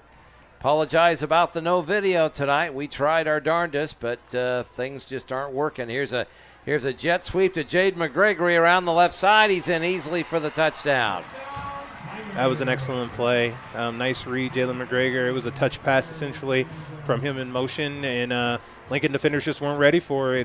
They were still in their stance when he was running by. So heck of a play by the Valley Tigers. And they just wall off. They just wall our defense off. He's 5 yards beyond the line of scrimmage before we even know what happened. It's interesting if you look at that left tackle. He took a reach step to the inside, which forced the defensive end to crash down for whatever reason, and then he hooped around and was able to block him off. So McGregor get on the outside. Harn to attempt the extra point. Good snap. Ball is down. Kick is up. It's good. It's 21-0 Valley. 5:31 to go here, opening quarter. We'll return. You're listening to Lincoln Railsplitter Football. State Farm Insurance Agent Brad Van Meters, your local agent, ready to help you protect all the people and the things that mean the most to you. Brad offers great rates on home, auto, life, renters, personal articles, business, health, and pet insurance. And State Farm can also help you with your banking and annuity needs. In the same location for over 25 years, 4229 Fleur Drive in the Wakanda Shopping Center. Give Brad Van Meter a call at 515-256-6480.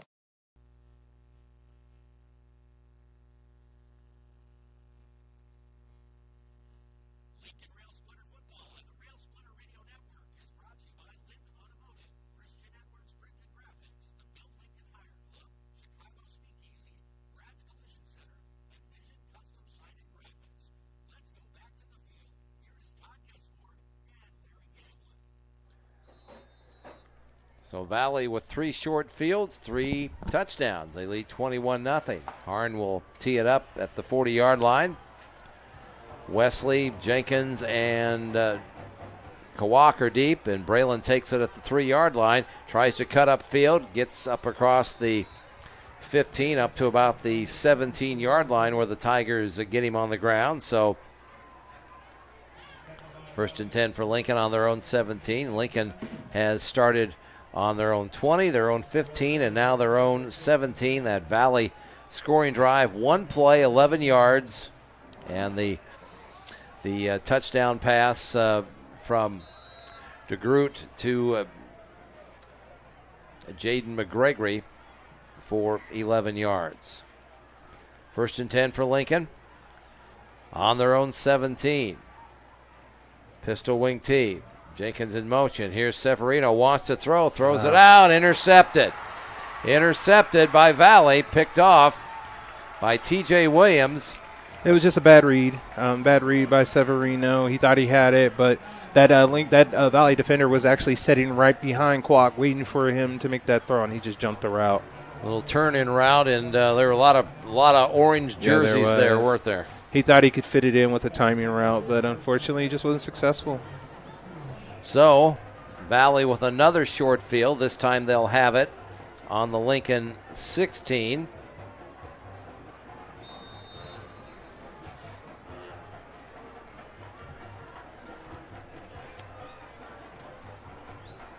And we'll see Coach Swenson has his first group out there with the exception of Cohen Shelton, who is in there at backup running back. They come up in the shotgun formation here, a 2-1.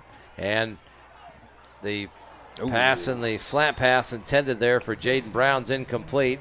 Yeah, that was an excellent read by the Valley offense. A great play ran. Good thing that the Lincoln defender was there to make a play if that ball was actually catched. So Ivory Brown, a 5'10", 140-pound sophomore, number 25 out there, Larry, getting his first. Got the varsity call up this week, and we're depleted in that secondary. I thought he looked kind of small, and I was like, oh yeah, that's a young buck. Okay, good. 2nd and 10 for Valley on the Lincoln 16. Here's a give to Shelton. Big hole off the left side, and he's inside the 5-yard line down to about the 3, maybe the 2 before the Railsplitters get him on the ground. Yeah, Man, that was a great tackle by Wesley. Davon, I should specify Davon Wesley. From his star backer position, but it is a gain of 13, 1st and goal for Valley.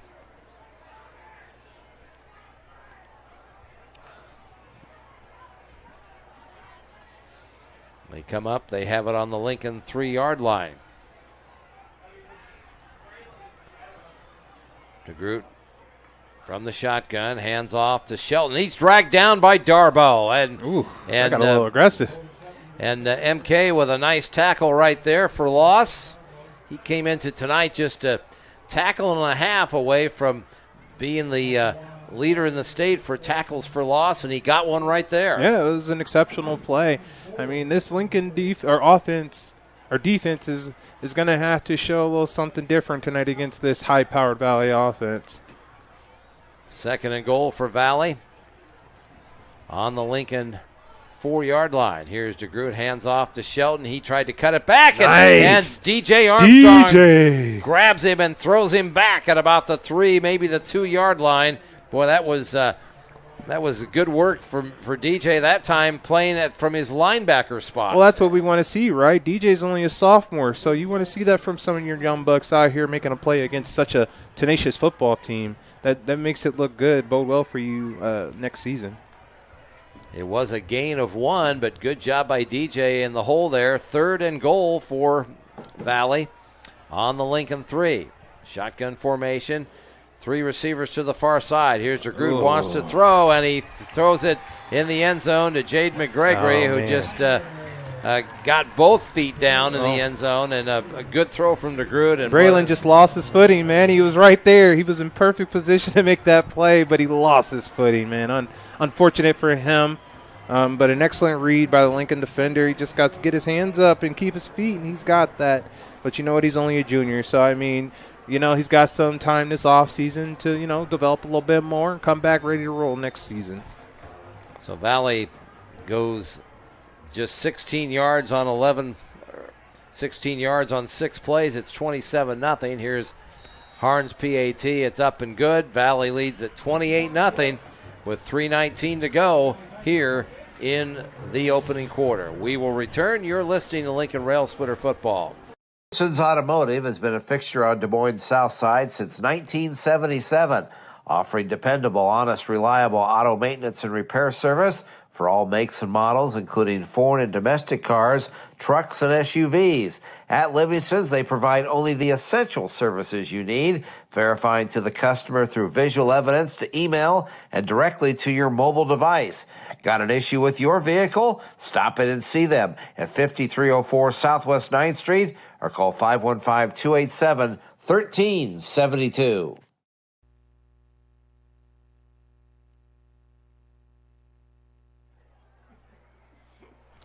So Valley goes 16 yards on 6 plays. McGregory catches a 3-yard touchdown pass from his quarterback, Drake DeGroot.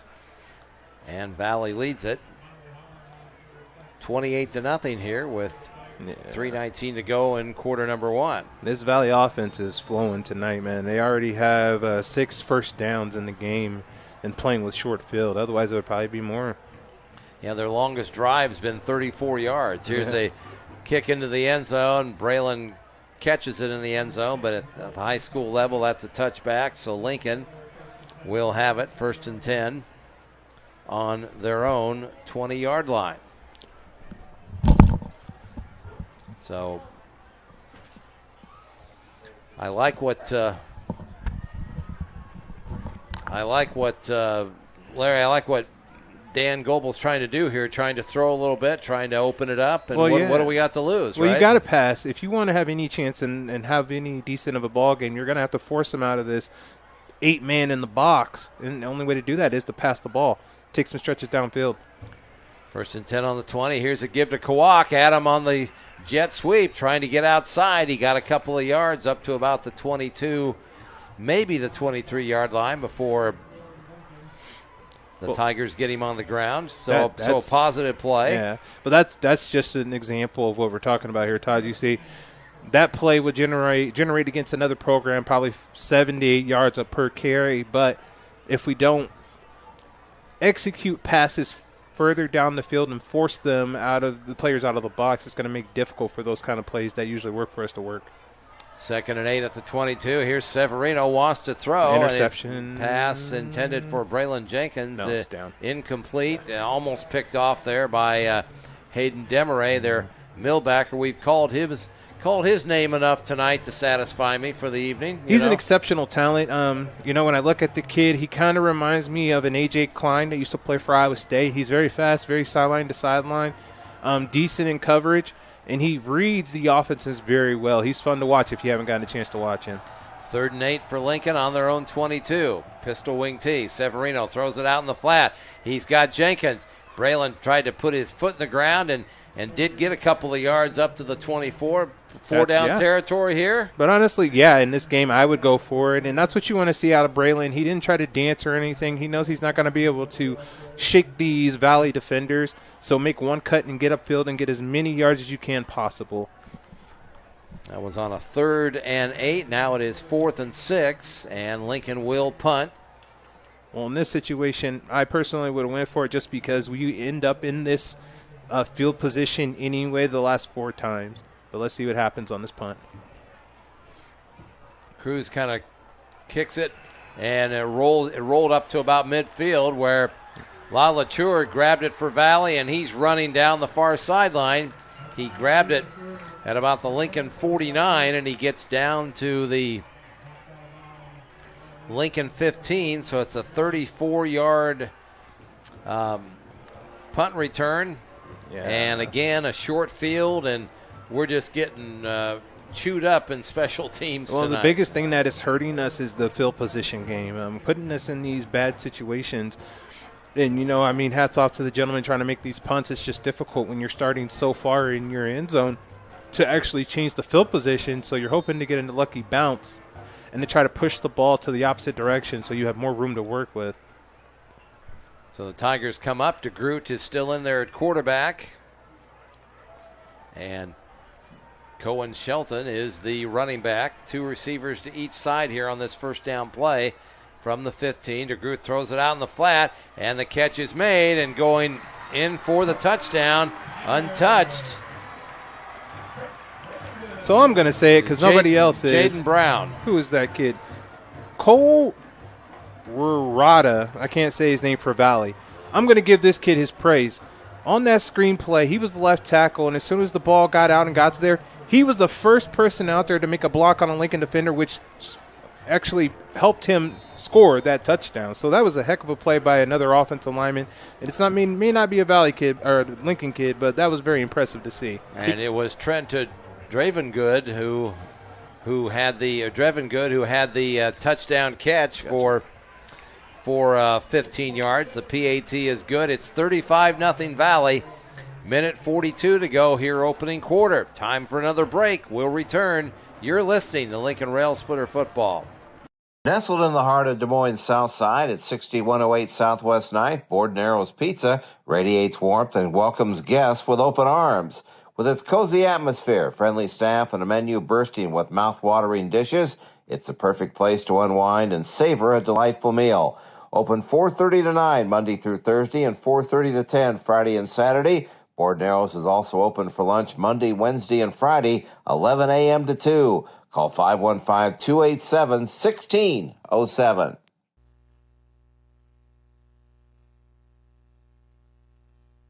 You're listening to Lincoln Railsplitter Football on the Railsplitter Radio Network. Brought to you by Pet Supplies Plus, Brad's RV Repair Center, State Farm Insurance Agent Brad Van Meter, Livingston's Automotive, and Gordon Narrows Pizza. Let's go back to the field. Here is Todd Gesform and Larry Gamblin. So another short field for Valley, another touchdown. That time just 15 yards, one play. Your McRae Park Animal Hospital scoring summary. Here's a squib kick down the middle of the field taken by Jenkins. Gets all the way down to the 2-yard line. Braylon trying to get upfield, and he got up to about the 14, and that's it. And that's where Lincoln will start. 1st and 10 on their own 14-yard line. The Lincoln drives, they've started twice on their own 20. That's been their best field position. And we are already into running clock here with a minute and something to go in the opening quarter. And have to say it might be just for the best, Larry. We're not matching up well tonight at all. So. Well, I mean, I didn't think we would, Todd. I mean, I thought we would come out and be competitive. And honestly, these kids are doing their best. I'm not going to take anything away from it. It's just Valley's a more superior team. Severino wants to throw on 1st down, and he passes intercepted. Micah LaLatour picked it off for Valley at the Lincoln 16-yard line. He was trying to get it, I think, to Braylon. He was. And he overshot him, and LaLatour was right there for the pick. Yeah, it's kind of hard. I would, hopefully we're going to see Lincoln try to stretch the field a little bit. Maybe try to stretch the field, take a couple of shots, because these Lincoln defenders, they're playing press man coverage, and a lot of the linebackers are playing closer to the line of scrimmage.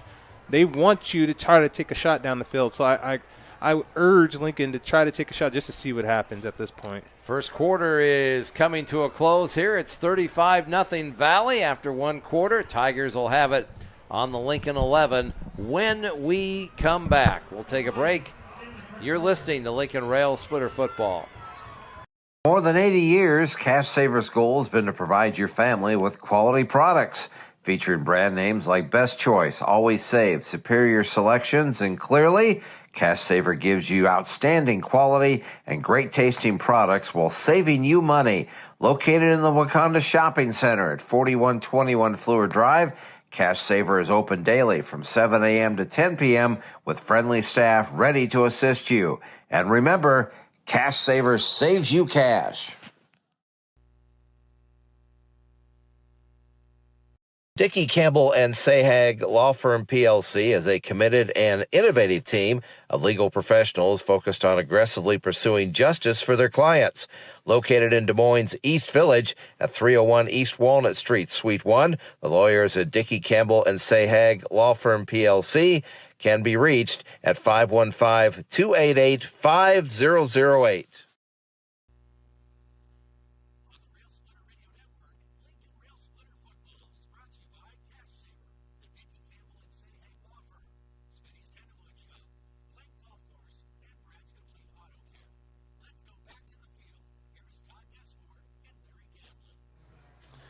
Well, we were fearful that this might be how this game got rolling here. And, Larry, unfortunately, that's where we're at. 35-0 here. Valley leads. They haven't their longest field they've had is 34 yards. They currently have it after the pick, 1st and 10 at the Lincoln 11. And Drew Groot wants to throw, fade round the end zone. Perfect throw, touchdown. Jaden McGregory. They're just putting on a clinic out here, Larry. Well, yeah, and, when we talk about Valley football, I mean, this is what it looks like, right? They don't care if you're 0-8 or 1-7 or, if you're 7-0, they're going to play you the same way they play everybody else. And so don't take it personally. You just got to just continue to play ball and try to, make it look like at least a decent game at this point. Jaden McGregory with his third touchdown catch of this game. Drake DeGroot with his third touchdown pass. And here's Harn on for the extra point, and it is 42-0. Valley on top here. One play, 11 yards, 11:55 to go here before halftime. So, yeah, this is just it was a mismatch, and we're depleted. We're depleted as well. Yeah, we're missing some guys, but not sure how much of a difference it wouldn't have made much of a difference. It would make, but still, Larry, we go back to kind of what you were talking about, and you heard Phil talk about. You heard Coach Alessio talk about it. How are we going to play now? We're going to play with some pride. We're going to keep playing hard, or what are we going to do? I think that's my frustration in some ways. These kids, they're giving it their all. They are, and I give them that. But there's a difference between you giving it your all and giving it that south side try. Are you giving it that south side try? Are you leaving it all on the field tonight? This is your last game. Are you going to make a play? Are you giving that big hit? Are you taking on that defender that 9 times out of 10, you're not going to get by? I mean, you leave it all on the field and you set a tone, and that's what we need to see. I mean, it's still early, obviously. The score doesn't show it, but it's still early. It's only the beginning of the second quarter. So make it a ball game. Make it something interesting instead of fans leaving early to go home. Dylan Rodriguez going to kick off here for Valley, and the kick goes past Braylon Jenkins into the end zone for a touchback. So Lincoln will have it 1st and 10 on their own 20. Lincoln own 20, own 15, own 17, own 20, own 14, own 20. That's been the drive starts for Lincoln. Valley has not had a drive that's been longer than 34 yards in this game. Their special teams, they forced Lincoln into punts, and then their special teams and then their 67-yard kickoff return to start the game have really set them up here tonight. Well, yeah, they really set a tone in the beginning of the game, especially with that initial kickoff return, and they've been running ever since. Lincoln comes up in the pistol wing tee here on 1st down. Here's a give to Kawak, and Adam trying to run around the right side, goes nowhere. Valley stays home, and I can already see some second-line guys in there for Valley right now. They're I guess I see a few. They've still got Coach Willie Thornton still got most of his first-line guys out there. But anyway, loss of 2 on the play. Yeah, with this kind of score right now, it gives you an opportunity to get some other people in you generally wouldn't get in and let them get a look. 2nd and 12 for Lincoln on their own 18. Here's a give right up the middle to Davon Wesley, and Davon got back to maybe the original line of scrimmage, the 20. Picked up 2, so Railsplitters will face a 3rd and long. Lincoln comes into tonight just about 28% from on 3rd down, and 3rd and long's obviously been a problem all year. We're not built for 3rd and long. No, we are not. We are one of those teams where we need to stay on time. And when I say on time, as far as yardage, we need to stay on time to make it a little bit more easier for us to get those first downs. 3rd and 2, 3rd and 3 is where we live. 3 receivers to the far side here on this 3rd down play. Severino. Here's a counter play and room to run up across the 25, up to about the 28, maybe the 29-yard line that time. That was Adam Kawak, and that time we spread them out a little bit, Larry, then we picked up 11 yards. We're going to have to spread them out because they're just isolating and putting 8 in the box, which makes it a lot harder for our running backs to get something going because our offensive line the last 3 games isn't really getting much push off, so they're not getting 1 to 2 yards and to give these running backs room to at least get a positive gain. So spreading them out and forcing them to play more DBs would benefit us better than trying to put a big line in there and just go pound for pound. 4th and 1, and flags come out. Lincoln was going to sneak it, but I think Hassan Sirleaf, he has some issues from time to time moving early. And he moved early there, and it's too bad because Dom was going to pick up the first down on the sneak, maybe. Well, generally, speaking as an offensive lineman, when you go against talented defensive ends that can beat you off the count, you try to get an advantage and you try to time that count. As soon as you start to hear the sit, you're trying to set so you can get in a good set in order to beat that defensive end on the end and protect your quarterback.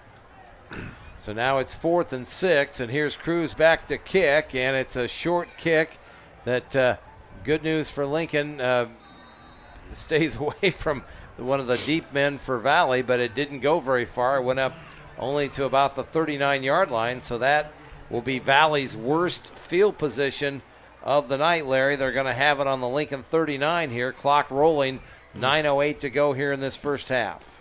And sadly, even, at the 39, that's still great field position for this Valley offense.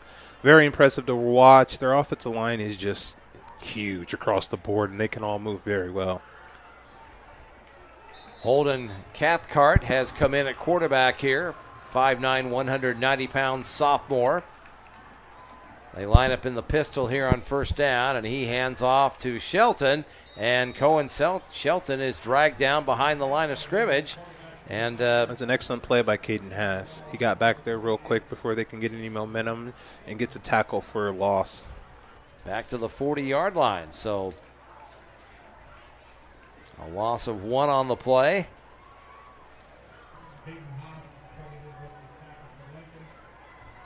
Caden is a senior, a 3-year starter. 2nd and 11 at the 40. Cathcart takes a snap, wants to throw, and down he goes. He's sacked. And I think he fumbled and the he ball. may have lost the football as well. Let's see if Lincoln fell on top of it here. That was an excellent play by Chase Erickson. Chase Erickson, yes. He and Landon Weber, it looked like. Erickson.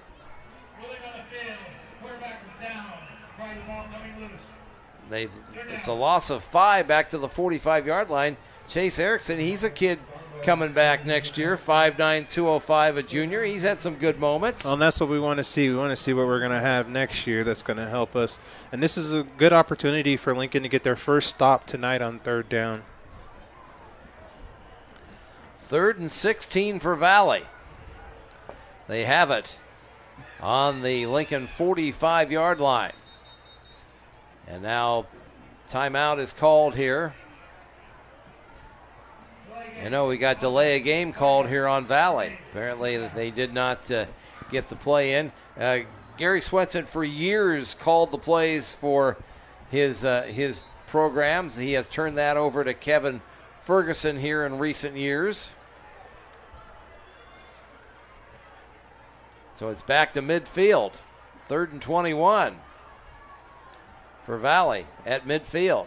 Cathcart takes a snap out of the shotgun. They try to set up the screen, and the pass was deflected. I think Darbaugh got a piece of it.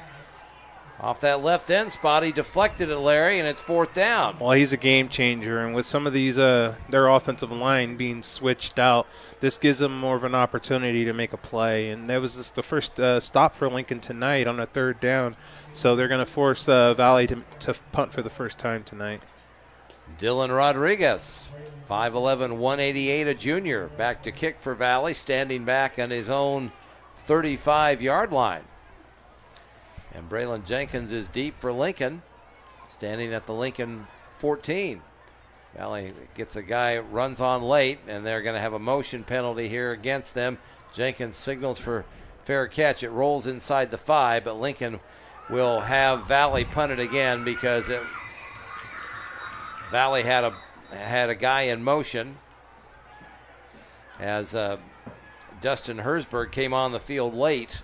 They were short a man. So I am sure that Lincoln will have them punt one more time. Illegal shift is the call.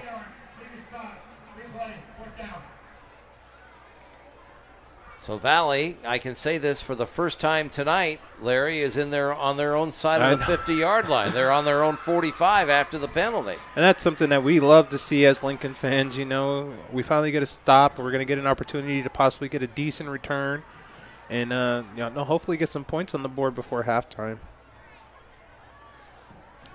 So Rodriguez standing back at his 30, and Jenkins is up at the Lincoln 20-yard line. We'll see if Braylon can grab one on the fly here and maybe make something happen. Good snap. Kicks away. It's a high end-over-end kick, and Braylon signals for a fair catch and takes it at the 20-yard line, and that's where Lincoln will have it. 1st and 10 on their own 20-yard line. Well, coming up here at the half, we will have our State Farm Insurance agent, Brad Van Meter, first half scoring summary. We'll name our Southside Hy-Vee Stores first half MVP. Larry and I will take a look at the first 24 minutes. And we're also going to have girls basketball coach Dominic Shirley is going to come up and join us here at halftime. We're going to talk to Dom about the Lincoln girls basketball. They open up on Friday night, November 21st in Cedar Rapids against Cedar Rapids Jeff. Here's first down from the 20. Here's the jet sweep, and it's a give to Kowak, and Adam is knifed down at about the 21-yard line. Good defense by Valley, and a flag came out as well. That was a great read by the defensive end for Valley. Forced the play all the way to the sidelines as he could, and made a play. Great tackle. And we'll a block below the waist on Lincoln here. So it's a half the distance to the gold mark-off, back to the 10-yard line. So it'll be 1st and 20 for Lincoln from their own 10. Valley leads at 42-0, in case you're just joining us here. 4:45 to go in a fast-moving first half. Here's the rocket pitch to Jenkins, and Braylon turns the corner. He's up across the 20, and he gets up to about the 22-yard line. So that's our best positive gain of the night, Larry. That's 12 yards. That was an excellent surge by that Lincoln offense. I saw the Lincoln offensive line actually get a body on somebody and force him off the line, and somebody got that in, cornered off, so he was able to get a positive gain. So you got 12 of the 20 back, and Lincoln will have a 2nd and 8 coming up on their own 22-yard line. And if you're Lincoln here, you want to get at least something. Let's get our first 2nd down and 5 or a first down, something manageable, 3rd and 5. Here's the counter play, and Kowak's got him. Adam is up across the 25, up to about the 28, maybe the 29. Yeah. So that was a positive play of 7 yards. And Lincoln coming up with a 3rd and 1 here. So it's a manageable option for Lincoln, and then this opens up opportunities and options for Lincoln. You can pass or run. It's a 50-50 shot on what you're going to do here. You can sneak your quarterback if you want to, because with it being 31, you're in 4th down territory with the lead being what it is. 3rd and 1 at the 29. There it is. Quarterback sneak, Severino, and the Railsplitters have their first down of the half as Dom gets 3 yards up to the 32.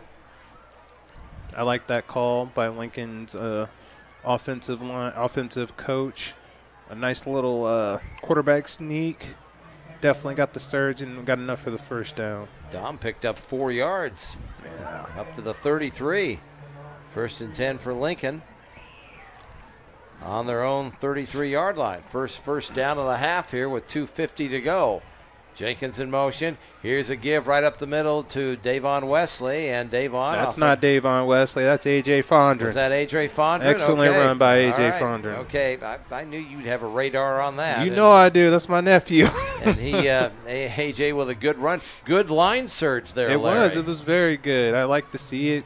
Two yards downfield gave A.J. the opportunity to get a positive gain. He picked up 4 yards. A.J., one of the bright stars of the future for Lincoln. Here's a little slant pass and a completion to Braylon Jenkins up to about the 46-yard line. Yeah. They faked to the fullback and threw the slant to Braylon, and we pick up another first down. How about that? Well, that was a great read by Severino. 1-2 drop, fitted in between 2 defenders, and then Braylon, he took 2 steps back after he caught the ball just to guarantee that he got the first down. Excellent offense. So Lincoln with back-to-back first downs here. They're out to their own 46-yard line here. Pistol wing tee. Here's a give. Or no.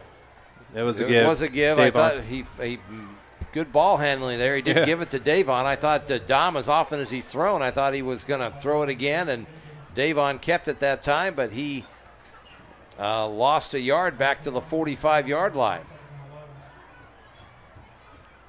Air Severino, baby. Let's go. Hey, he's putting it out there, and this is a good opportunity to see what Dom can do, right?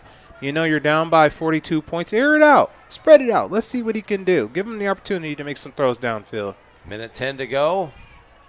Pistol wing tee, and now Kawak shifts. Now he resets, so it's okay. And a give to Braylon Jenkins on the counter play, and that was that play was it was dead in the water from the beginning. There was just no surge on that line. And Kawak, I think Adam may have given it away when he started moving there. Yeah, there was no surge on that offensive line. The defensive line was already 2 yards in the backfield as they were trying to run that counter play. So Braylon lost 1 on that play. And it's 3rd and 12 for Lincoln on their own 44. 30 seconds to go here in the half.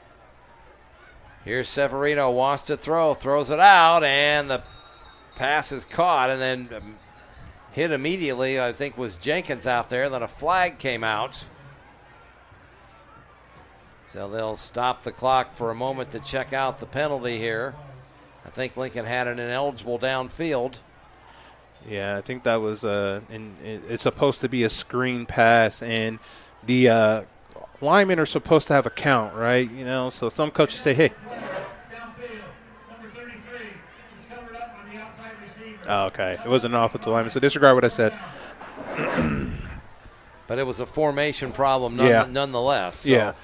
Generally, you want your offensive lineman to do a 5 count and then get up the field, which gives the quarterback and the whoever's getting the ball on the screen an opportunity to settle in and get ready to roll. 4th and 12 for Lincoln on their own 44. Caleb Young sprints out here wide to the near side. Kawak in motion. They pitch it to him on the rocket, and Adam is thrown for a loss back at about the 41-yard line, and that was Asher Price, 5'11", 170-pound junior defensive back, making the tackle, and that's going to take care of it here. Our first half is history, and it has been all Valley, no surprise here after the first 24 minutes of this one. Valley leads Lincoln by the score of 42-0. Our Vision Custom Signs and Graphics halftime report is coming up. You keep it right here. You're listening to Lincoln Railsplitter Football. A proud sponsor of Lincoln High School Athletics, Smitty's Tenderloin Shop at 1401 Army Post Road makes the best tenderloins in the metro. That's because they're made from scratch every single day. But Smitty's also has delicious cheeseburgers, bacon burgers, and chili burgers. And the fan favorite shakes are a must-have when you order your sandwich. Dine in, order online, or call 515-287-4742. And remember, Smitty says, eat a tenderloin. Are you looking for that perfect gift for the favorite golfer in your life? Well, why not purchase a gift card from your Southside City of Des Moines golf course, Blank Golf Course? Gift cards are available 7 days a week from sunrise to sunset, and a gift card is good to go for golf at the other 3 city golf courses, Waveland, Jester, and Grandview. For more information, call 515-248-6300 or stop in at Blank at 808 County Line Road.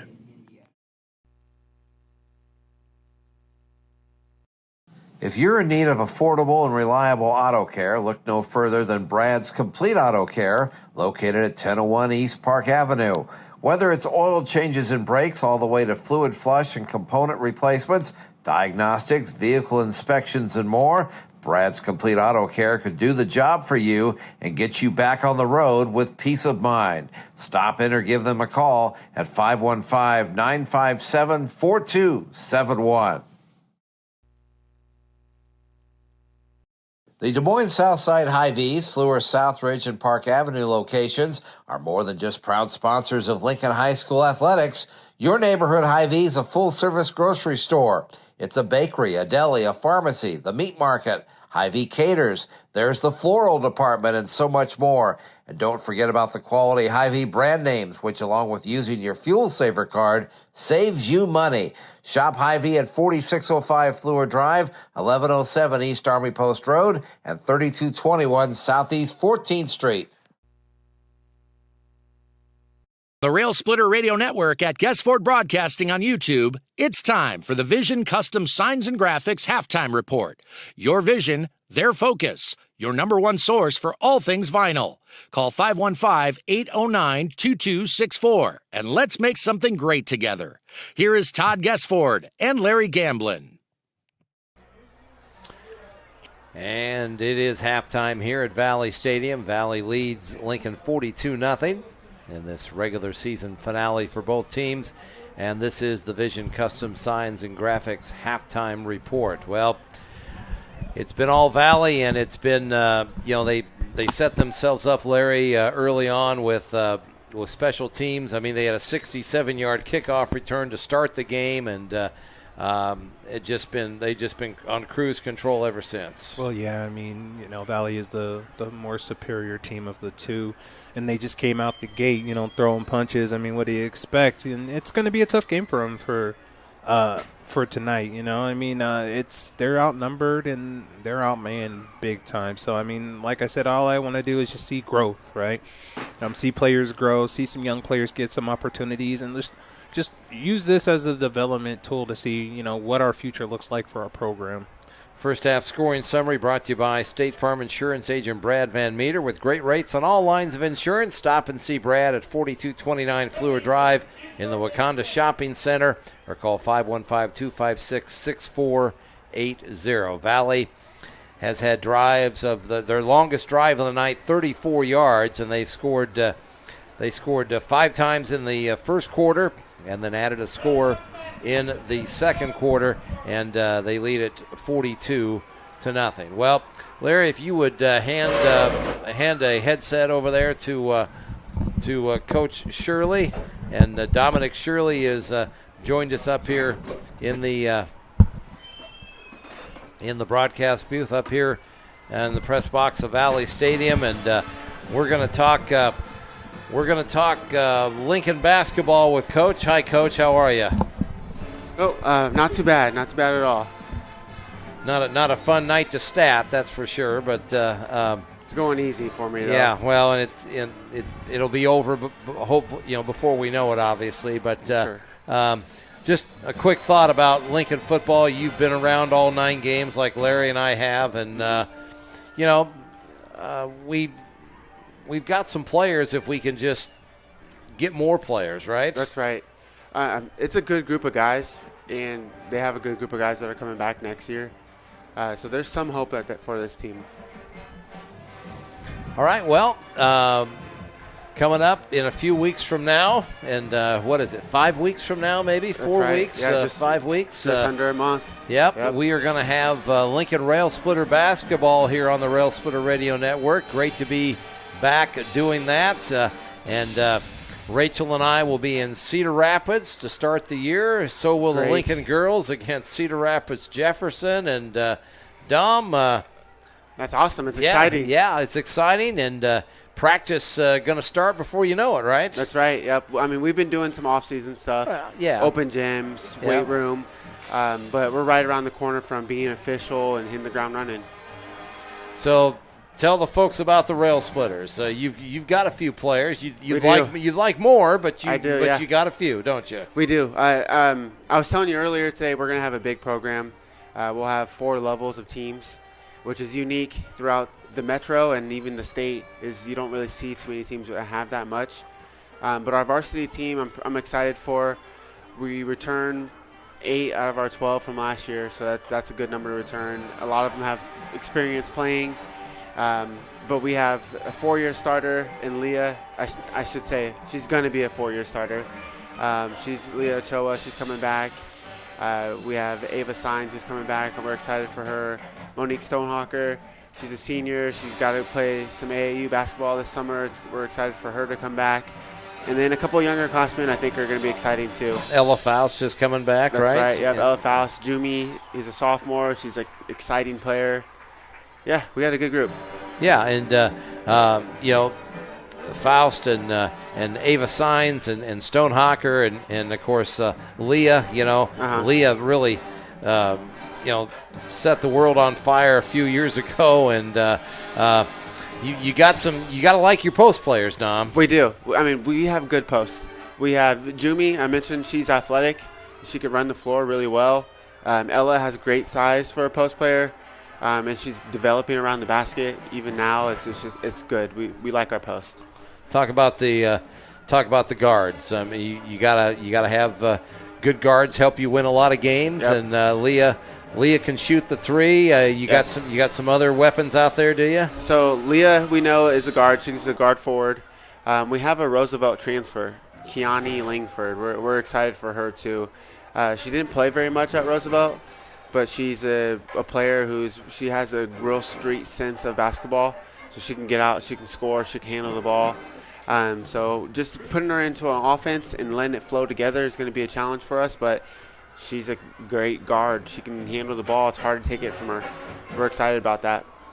All right, and schedule Cedar Rapids. Jeff, they lost. They've got some kids back. They've lost some kids too, but they'll be a good challenge to start the season, won't they? They will be a good challenge. Their best player, who I believe is their best player, played AAU basketball with Monique and Leah, so it was good for those two to kind of see how she plays, what her level of intensity is, and they matched it throughout the summer. They'll be a good matchup for us. We get a couple scrimmages before we play them, which is something we didn't do last year. So our first game last year, they kind of blew us out. But this year, I feel like we'll be more prepared going into that game. What do you think's the biggest key going into this season, Dom? I mean, you've got some experience in your front court, but is it developing, getting development in the back court? Is that the biggest thing right now? Yeah, most definitely. We want to be able to, I would say, transition. And a lot of times everybody talks about transition being important, but after a made basket, we still have to transfer and transition too. And we struggled with that early years. So I think that's going to be a key for us, is always being able to progress the ball, always looking to score quickly. And that's something I want to emphasize. We talk about Cedar Rapids Jefferson, then I believe you have Bondurant Ferrara on Monday night, yep. And I saw them a little bit last year covering Winterset. So they've got some young kids that are improving. How do you size them up? So we played them last year too. It was early in the season last year, and they also just handled us. But based off of the players that they lost, not a few, but they lost a guard. Now they're a little bit more our speed, and I think we're favorable in that matchup. Actually, I think Jefferson will be a good one for us. I think that Bondurant game is one that we're favored in. And then after that, Marshalltown, and we got a lot of. We got to talk to Chia, man. I mean, you guys got a lot. You got a lot of home games in December. And I know you play a lot of games in December. Normally, you play 6 or 7. Yeah. I think you got 8 this year, don't That's you, right, Dom? Yeah, we do. And we have one February game. It's like, geez. Yeah. Right. Yeah, we're not home much in February. No, not at all. One game at home. But Marshalltown, they're tall. They got a whole bunch of 6-footers. We played them at the beginning of our season, and then we ended our season with them too. It's a good stretch of games, that first 3. And then size up the Iowa Alliance Conference. East and Hoover and Roosevelt, North. Ottumwa, size it up for me. So improving teams is Hoover. They got a lot better last year. They got better this off season. Roosevelt is always good.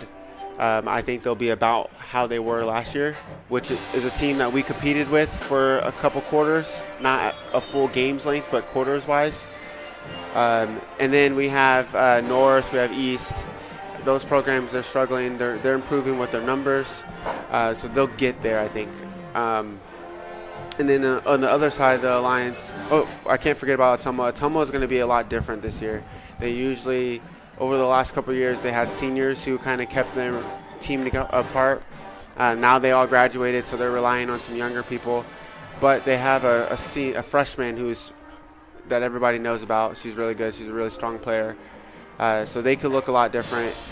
I see us right right in that middle where we could compete with Roosevelt. Hoover's going to be fun games for us. Atomo's going to be a fun game for us, and then I think we'll be much better than East and North.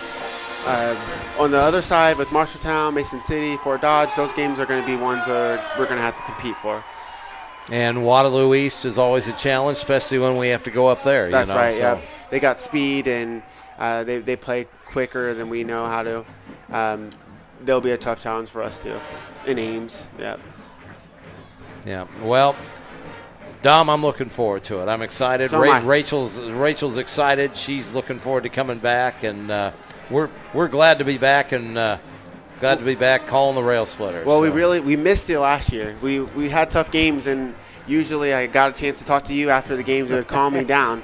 So now last year I was going home and just frustrated. So okay, well, truly glad that you're back. Yeah, it's great to be back, and we'll just talk about more wins this year. How about that? That's what we'll do. That's right. Sound like a plan? Okay. It does, yeah. All right, Coach. Thanks. All right, thanks for having me. Great to see you, and thanks for all the help with the stats up here. Of course. I hope I was good enough. I just tried. Well, we've got some.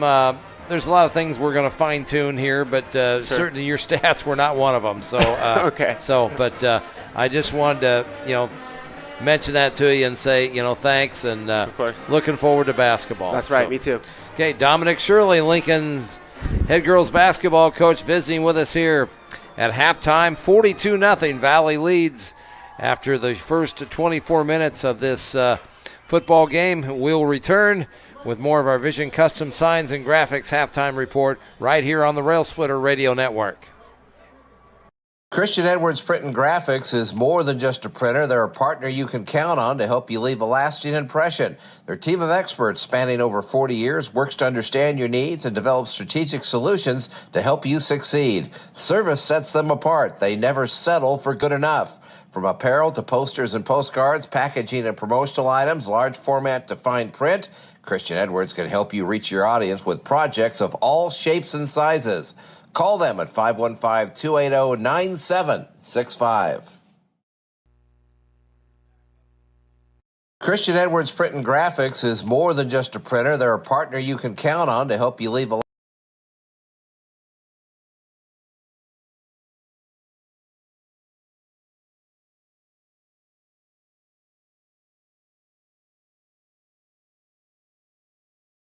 lasting impression. Their team of experts spanning over 40 years works to understand your needs and develop strategic solutions to help you succeed. Service sets them apart. They never settle for good enough. From apparel to posters and postcards, packaging and promotional items, large format to fine print, Christian Edwards can help you reach your audience with projects of all shapes and sizes.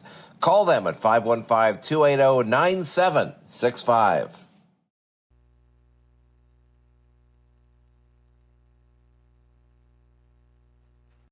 At Vision Custom Signs and Graphics, speed, accuracy, and uncompromising quality are the cornerstones of what they do. Founded in 2018, they specialize in creating high-impact yard signs, stickers, decals, and banners using their top-tier tools and equipment. That, combined with the love and passion they put into every sign, is truly what sets them apart. Call 515-809-2264.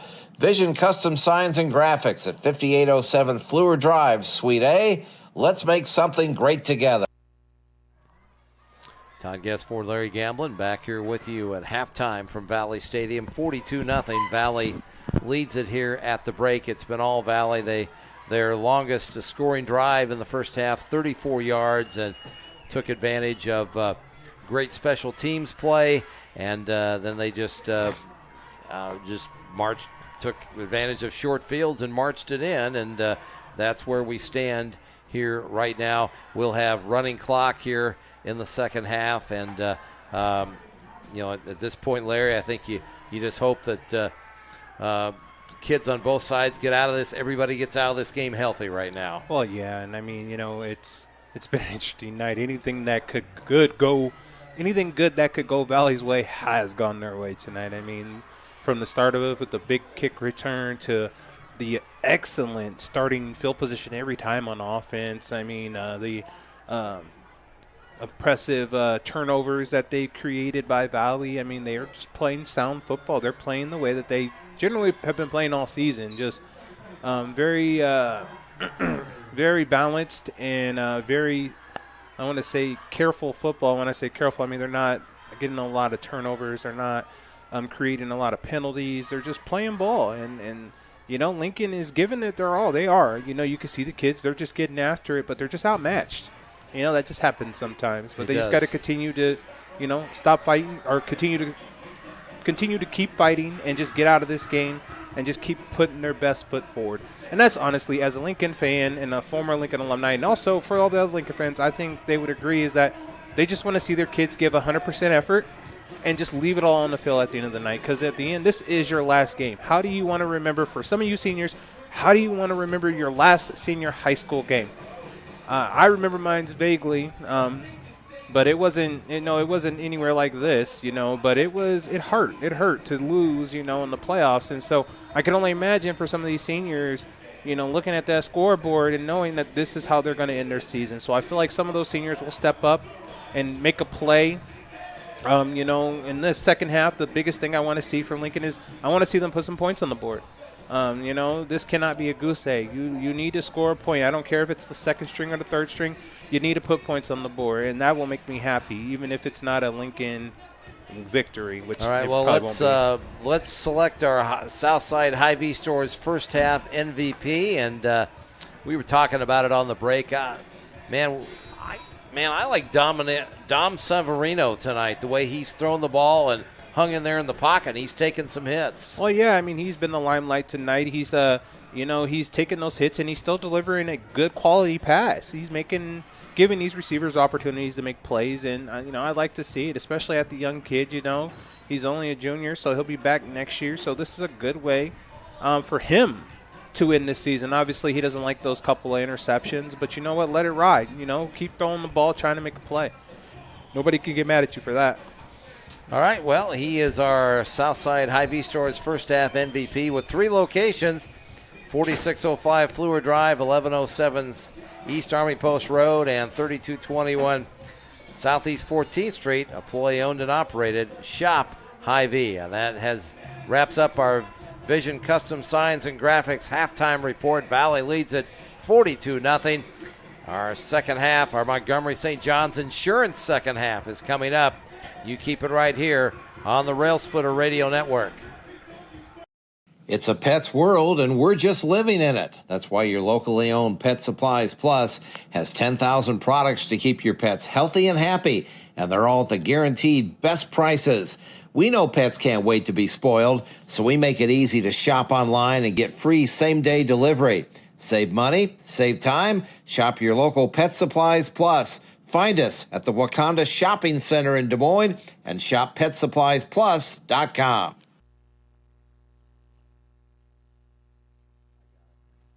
On the Railsplitter Radio Network, it's time for the Montgomery St. John Insurance second half, providing independent insurance to Iowa and the Central Midwest for over 50 years. Call 515-287-2443. Here are Todd Gessford and Larry Gamblin with the Montgomery St. John Insurance second half.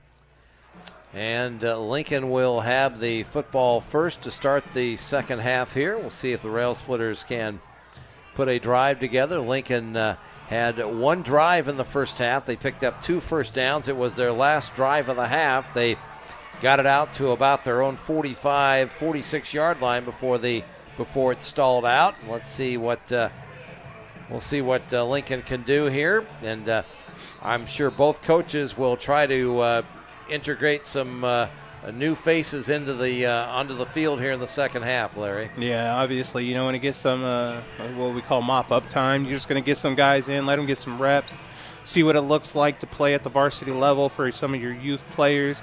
Just get a good look. Continue to play some sound football, but get some of your young bucks in there to get an idea of what it looks like for their future. Dylan Rodriguez will kick off here for Valley. And actually, they have another third kicker out there, Oliver Dakrowitz, 6'1", 224 junior. And the kick is into the end zone, and even their backup kickers banging it through the end zone, Larry. So Lincoln starts on their own 20-yard line. When you got 3 deep, impressive at kickers, that says something right there, man. You got some pretty talented kids in this program when your kickers are 3 deep. So we'll see what Lincoln can do here on offense to start this second half. Dom Severino was our first half MVP. We'll see if we see some A.J. Foundren and Van Anthony Fleming here in the second half for Lincoln.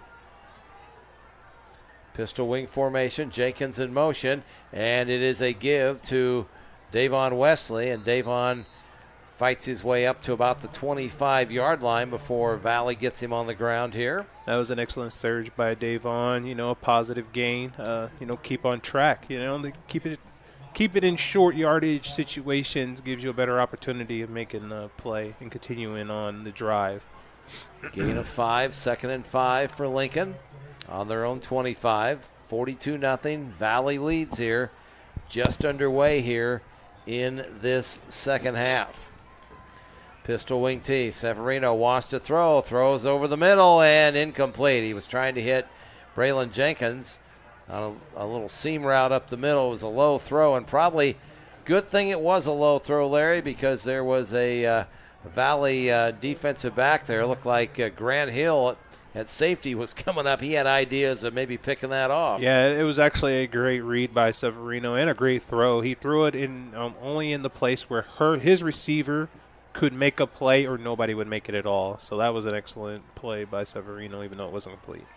3rd and 5. Here's the rocket to Braylon. He's got room to run. 35, 40. And he's knocked out of bounds up at about the 42-yard line. So big play right there. The biggest play of the night for Lincoln. Braylon gets 17. And that's a Airport Chiropractic chunk play of 17 yards. That was a great run. You saw the hole open up wide, 2 to 3 yards in width, and he just busted through that hole for a positive gain. That's a good thing for Lincoln. Get a little bit of momentum rolling. 1st and 10, Railsplitters on their own 42-yard line.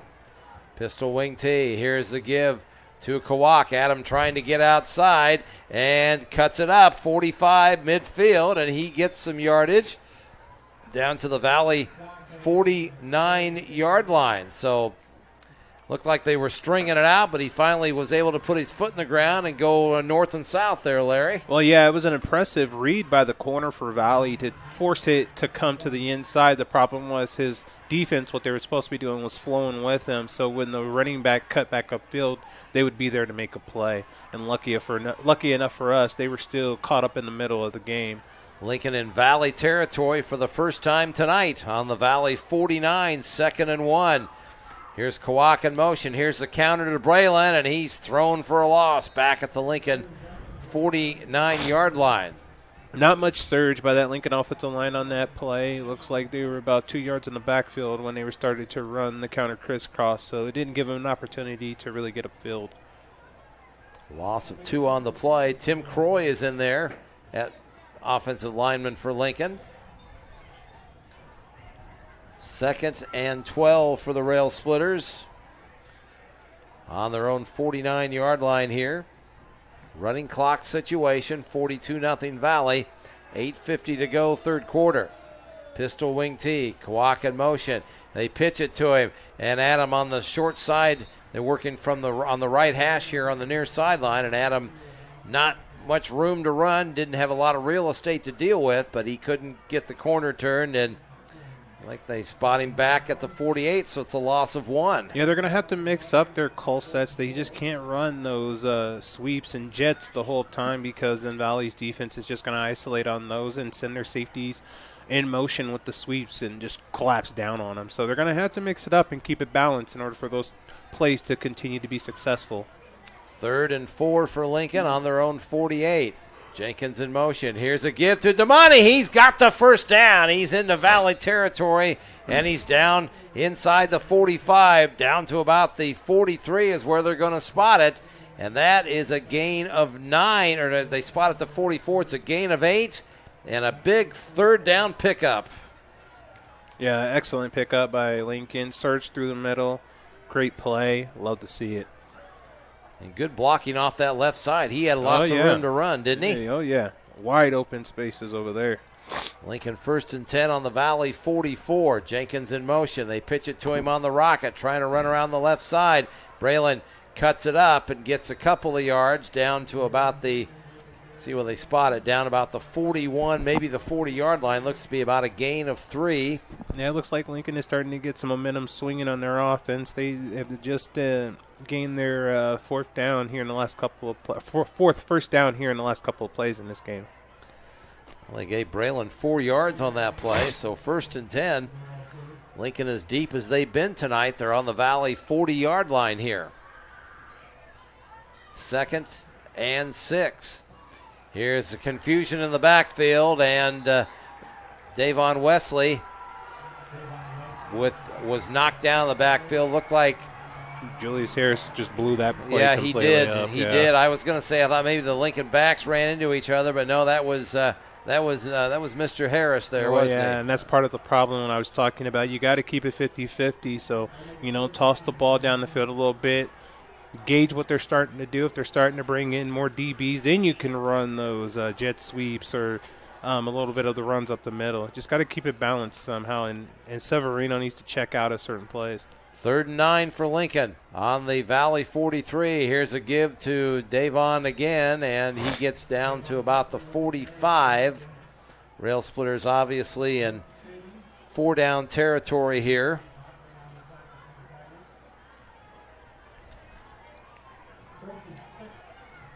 And it's 4th and 6 for Lincoln coming up here on the Valley 40-yard line.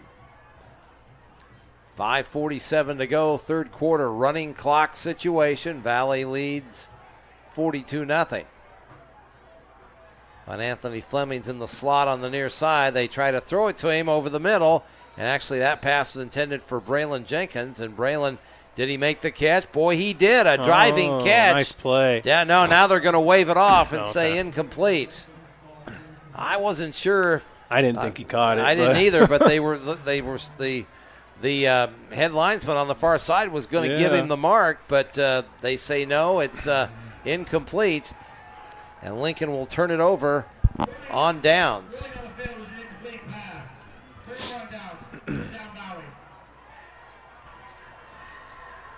So Valley will take over.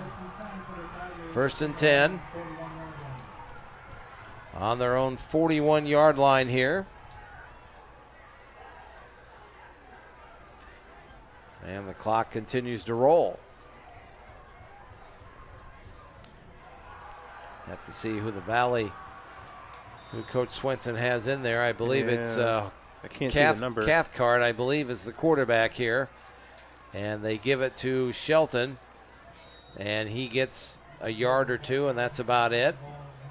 Yeah, you're right. Todd, it's holding Cathcart out there at quarterback. Chase Erickson made the tackle for Lincoln. So it's a gain of 1. And 2nd and 9 coming up. I would expect Coach Swenson to be very vanilla here the rest of this game. You think so? I think so, yeah. I think they've seen everything they probably need to see. Yeah. But you never know. 2nd and 9 at the 42. Shotgun formation. Cathcart. They fake the slant, and just as I say that, they fake the handoff. They throw the slant, and Mario Scorarata. Well, Todd, you weren't exactly wrong. Yeah. That was a simple read and a quick slant. That was nothing really spectacular or impressive. The Lincoln defender was just out of position. Receiver made a good play. And a good throw from Cathcart, and Scorado goes 58 yards for a touchdown. And just like that, it's 48-0.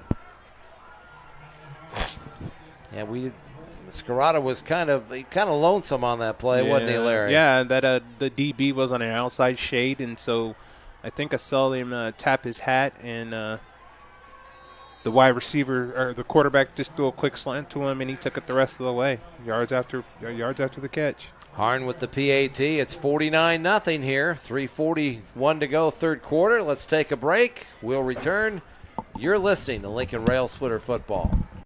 The Des Moines Southside Hy-Vees, Fluor, Southridge, and Park Avenue locations are more than just proud sponsors of Lincoln High School athletics. Your neighborhood Hy-Vee is a full-service grocery store. It's a bakery, a deli, a pharmacy, the meat market, Hy-Vee caters. There's the floral department and so much more. And don't forget about the quality Hy-Vee brand names, which along with using your Fuel Saver card, saves you money. Shop Hy-Vee at 4605 Fluor Drive, 1107 East Army Post Road, and 3221 Southeast 14th Street.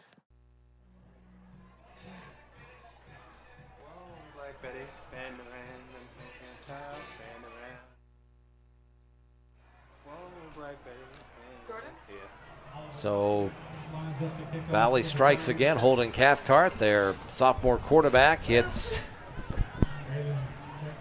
a wide open receiver. That being Mario Scarata, another sophomore, 5'9", 145. The play goes 58 yards. Valley, after the PAT, leads it 49-0. Here's the kickoff taken by Devon Wesley. And Devon up across the 30. Nice return. And the ball came out, but I think he was out of bounds over near the 40-yard line. That's about a 35-yard kickoff return there, Larry. Well, Todd, that's what you like to see. And, the score is 49-0, but they are still fighting. They're still fighting like they got a dog in this fight, honestly. And that's what I like to see. Keep swinging. Who cares about the score? Just go out here and just play ball. Lincoln has it 1st and 10. They spot him out at the 35-yard line.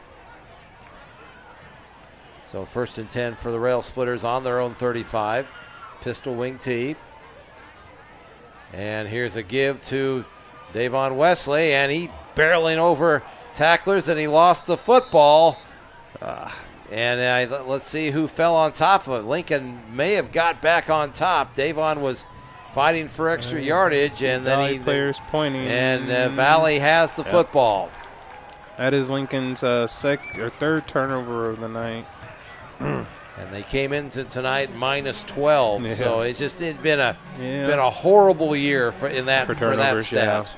That's if there's one thing that Lincoln has to clean up. Yeah, it's that turnover margin. That has just been it's just been ridiculous. Mm-hmm. I mean, I just don't remember a team that has had that kind of deficit in the turnover margin. Yeah. So, minute 55 to go here, third quarter. Valley takes over, 1st and 10 on the Lincoln 42-yard line. Cathcart has a new running back in the game. We'll try to tell you who that is here. And they give it to the young man, and he might have been Cohen Shelton again. I don't think so, though. Matthias Akar, 22. I think who was just carrying that ball. Okay. He's another sophomore, 185. And he picks up 3 yards down to the 39-yard line. Yeah, and then it just shows, like you were talking about Lincoln's depth chart and what they have coming back. I mean, look at some of Valley's players, Third-string running back, see what he can do, I mean, they got some real talent on this team. And McRae Park Animal Hospital scoring drive, by the way, 59 yards, 2 plays. Cathcart to Scarata for a 58-yard touchdown pass. 2nd and 7 at the 39. Cathcart and hands off to he didn't let his receiver Akar get set. again, but we have a false start here on Valley.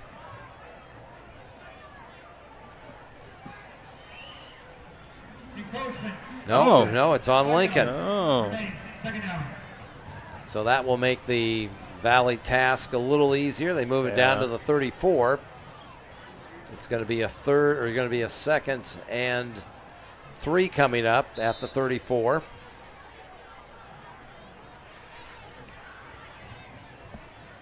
Second and 2 actually at the 34. Akar is the back with Cathcart. They give it to him, and he's dragged down back at the 35-yard line. That was Davon Wesley. Excellent read by Davon Wesley. Got 2 yards on the backfield. Made a fundamental tackle, essentially. Lincoln has had a few tackles for loss tonight, yes, 3 or 4 of them. They keep fighting, and that's what we want to see. Regardless of the score, just keep fighting and make plays. Final 20 seconds of this third quarter. Valley doesn't have to run a play. I don't think they will. So we will head to the fourth quarter here. Well, let's see. They're coming up to the line of scrimmage. Are they going to run a play or not? I don't think so. And that's going to do it. Third quarter is history, and it's 49-0. Valley leads Lincoln. Final 12 minutes of the football season is coming up. You keep it right here. You're listening to Lincoln Railsplitter Football. Your Des Moines area transmission experts, Knutson Transmission, has been serving Des Moines and the entire state of Iowa since 1951. Their quality, reliable, and honest work, combined with their integrity and reputation, has made them second to none. With the best products from top quality vendors, the guys at Knutson give you the assurance of being back on the road as soon as possible. At 4301 Southeast 14th Street, give them a call at 515-285-7561. Knutson Transmission, for those who want the best.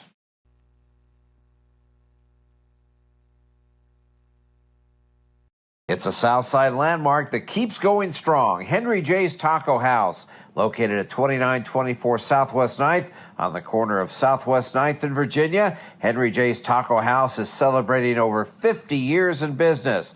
Now, Henry J's isn't just famous for their tacos, burritos, and enchiladas. Their sausage sandwiches made with Graziano sausage may be the most popular of all. Open 11 a.m. to 9 p.m. Monday through Saturday. Henry J's Taco House. Stop in and see them.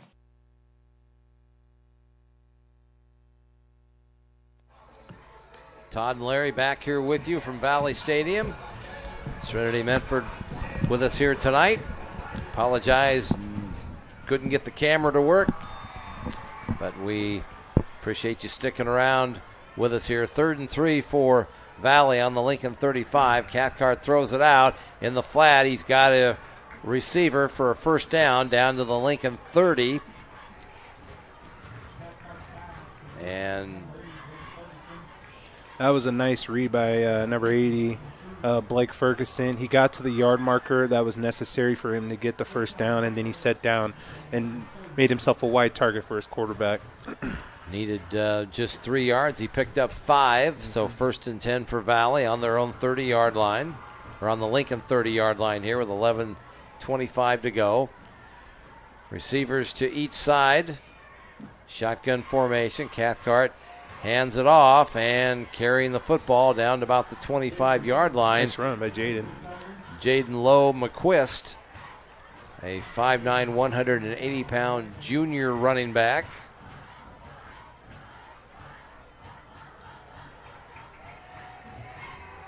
And 2nd and 5 at the 25.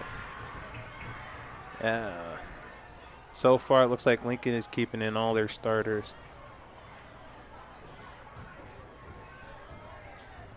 Shotgun formation. Cathcart, broken play, and he's going to, well, maybe it wasn't. He throws to a wide open receiver for a touchdown. Nice bootleg. It was a bootleg. He faked it. It was perfect. He faked it to flag down. Blake Weldon, a 6'4", 170-pound sophomore tight end, and I thought the way they kind of maneuvered back there, like maybe they'd missed a handoff, but no, that was a design play. Thing. It was perfect. Misdirection. And we were misdirected, that's for sure. Oh. Legal, legal formation on Yeah. Valley.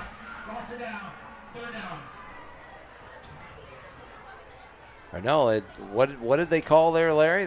He was covered up on the line, and so he couldn't touch the ball. He was Okay. basically deemed a lineman. Okay, yes, all right. So that explains it. All right, so loss of down on that when a lineman catches a football, that's a problem. So I spot it back at the 30-yard line. It's 3rd and 10. Here's a give up the middle. And carrying the ball down to about the 25-yard line is Lowe McQuist. Max Jones along with Landon Weber on the stop for Lincoln. 4th and 5 for Valley on the Lincoln 25. It looks like Valley's keeping their offense on the field.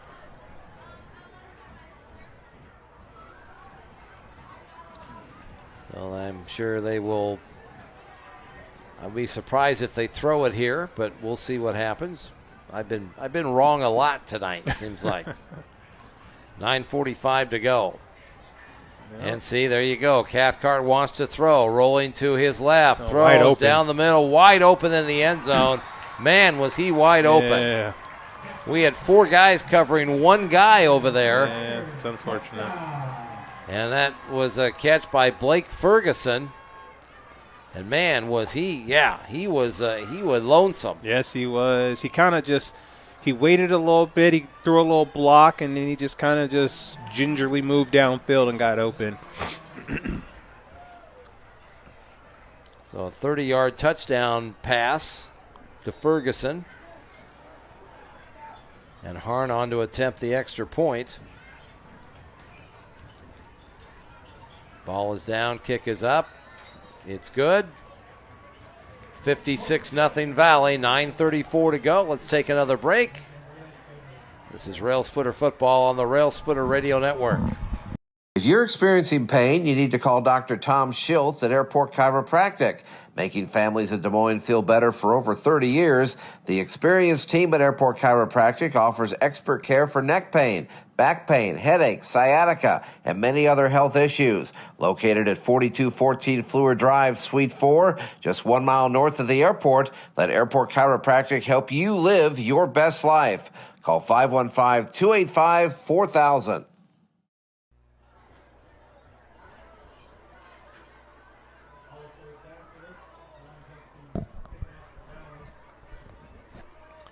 Todd Guest for Larry Gamblin. Technical Director Serenity Mefford here with you from Valley Stadium. 56-0 Valley leads with 9:34 to go.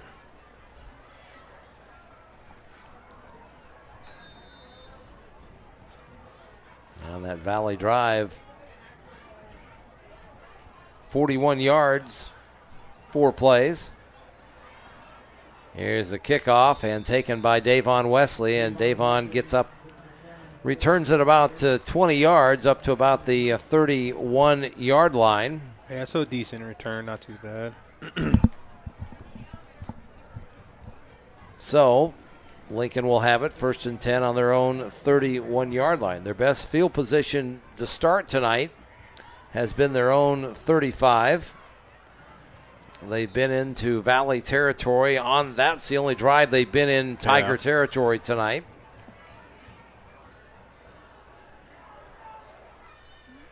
Here's a counter play, the double crisscross counter, and that went from Kawak to Jenkins, and Braylon got up to about the 36 before they get him on the ground. Yeah, impressive run by Jenkins. Nice little surge with a positive gain, staying on time. So it's a gain of 4 on the play. And 2nd and 6 for Lincoln on their own 36. 56-0 Valley, 8:15 to go. Pistol wing tee here on 2nd down. Severino wants to throw. He's throwing down the far side, near sideline. Incomplete. He was trying to go to Caleb Young, who was double covered, but I'll say for Dom, he threw it the only place that his guy was the only guy that was going to catch it, Larry. Well, yeah, and I like the idea of pressing the field. So you throw those deep balls because it presses those receivers to actually play coverage, and it takes players out of the box because they're going to have to match up the right way with some of these receivers who actually have some speed, and it's going to force them out of the line of scrimmage, and it's going to give you more opportunities to run the ball. 3rd and 5 for Lincoln on their own 36. 3 receivers to the far side. Now Kawak in motion. They give it to him, and he is stacked up immediately. He tried to follow the fullback through the hole in the A gap, and Valley was not buying that. Well, the fullback A.J. Fondren didn't pick up that linebacker coming through that hole, and made it difficult. Missed the block. Yeah, it made it difficult for him to get going. So it's a loss back to the 33. It's a loss of 3 on the play. 4th and 8 coming up. And I think Lincoln's going to use a timeout here. And they'll stop the clock with 6:52 to go. Well, coming up, we will have on our post-game, our Rail Splitter wrap-up show, we will be talking about who maybe some of the outstanding players were for Lincoln in tonight's game. And Larry and I will look to the future with Lincoln football, as we will, Rail Splitters will finish the season 3-6. They lose some key people, but they have a lot of key people returning, plus some good freshmen and sophomore kids coming up, Larry. So I look forward to talking to you about that. Yeah. So. Yeah, it'd be interesting to talk about some of these young prospects coming in that Lincoln has and the potential that Lincoln will have for the future. That is all a part of our Rail Splitter wrap-up show, which is coming up at the conclusion of this game. And, of course, we will name our Lynn Automotive Player of the Game on our post-game show as well. So Lincoln late getting someone on the field here. 4th and 8 at the 33. And Gabe Cruz is in to kick. He gets it away, end-over-end kick that bounces at the Valley 39, taken at the 34, and taken back there by Joe Alexander, 6 foot, 155-pound junior for the Tigers. And he gets it up to about the 39-yard line, and that's where Valley will have it. Clock continues to roll here. Do we have a flag on the field? Looks like maybe we do.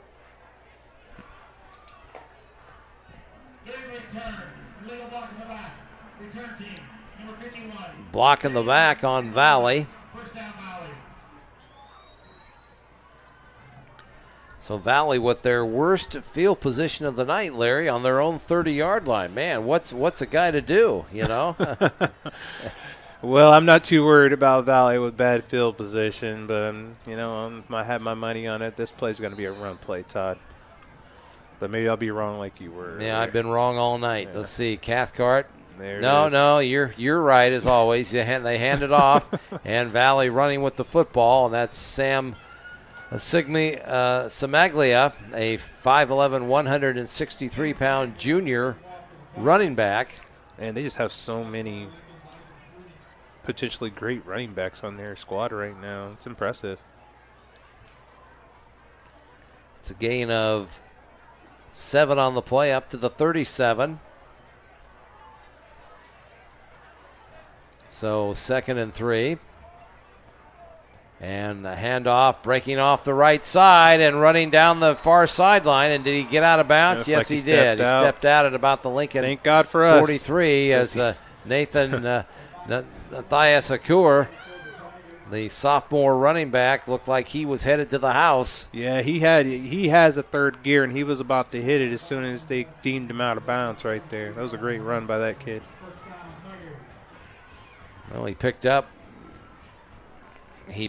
to 24 yards on the play, and Valley in business at the Lincoln 43. Here's a give off the left side, and that was Loeb McQuist that time. Yeah, Todd, it's looking like Valley's just going to continue just to pound the ball and just let the clock run. Yeah, say you, after I said they were going to do that earlier, and they throw a 58-yard slant pass for a touchdown. You jumped a little early. You got a little ahead of yourself. It happens, right? Man. Let's see what they do here. No gain on that last play. Van Anthony Fleming made the tackle, 2nd and 10 at the 43. And they hand it off again, and flag comes out.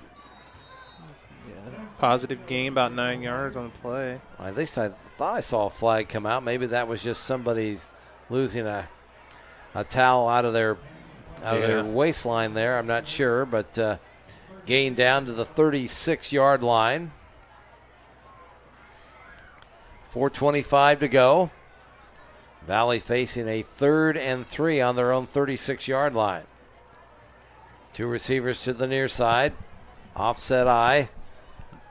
Now Loeb McQuist shifts to the left half, and they And they hand it off instead to Matthias Akur, and Not out of bounds that time. And he's going to go all the way for the touchdown. 36-yard touchdown run. Excellent run by that young man. That gives Valley 10 first downs on the night. They've been playing very impressive offensive football tonight. Very impressive football as a whole, offensively, defensively, special teams. They've just been rocking and rolling.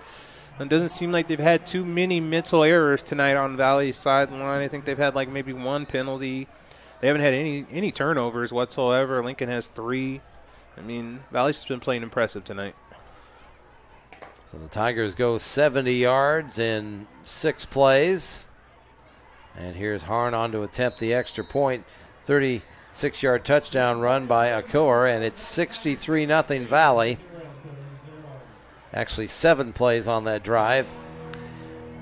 4:02 to go, 63-0. Valley leads. We'll be back right here on the Railsplitter Radio Network.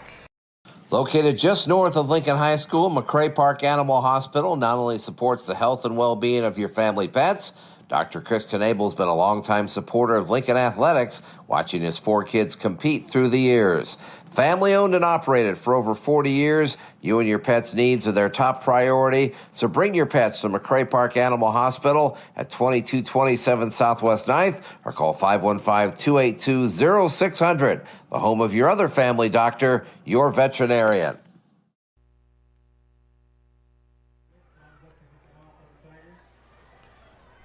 So Valley goes 70 yards in 7 plays.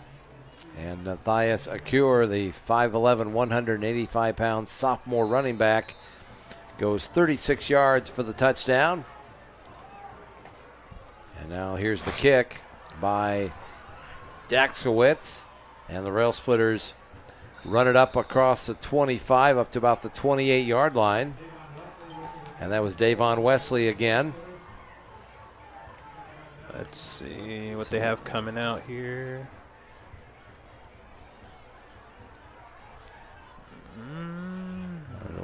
I don't. It looks like Dom is. Looks like the same crew. Yep. Yeah.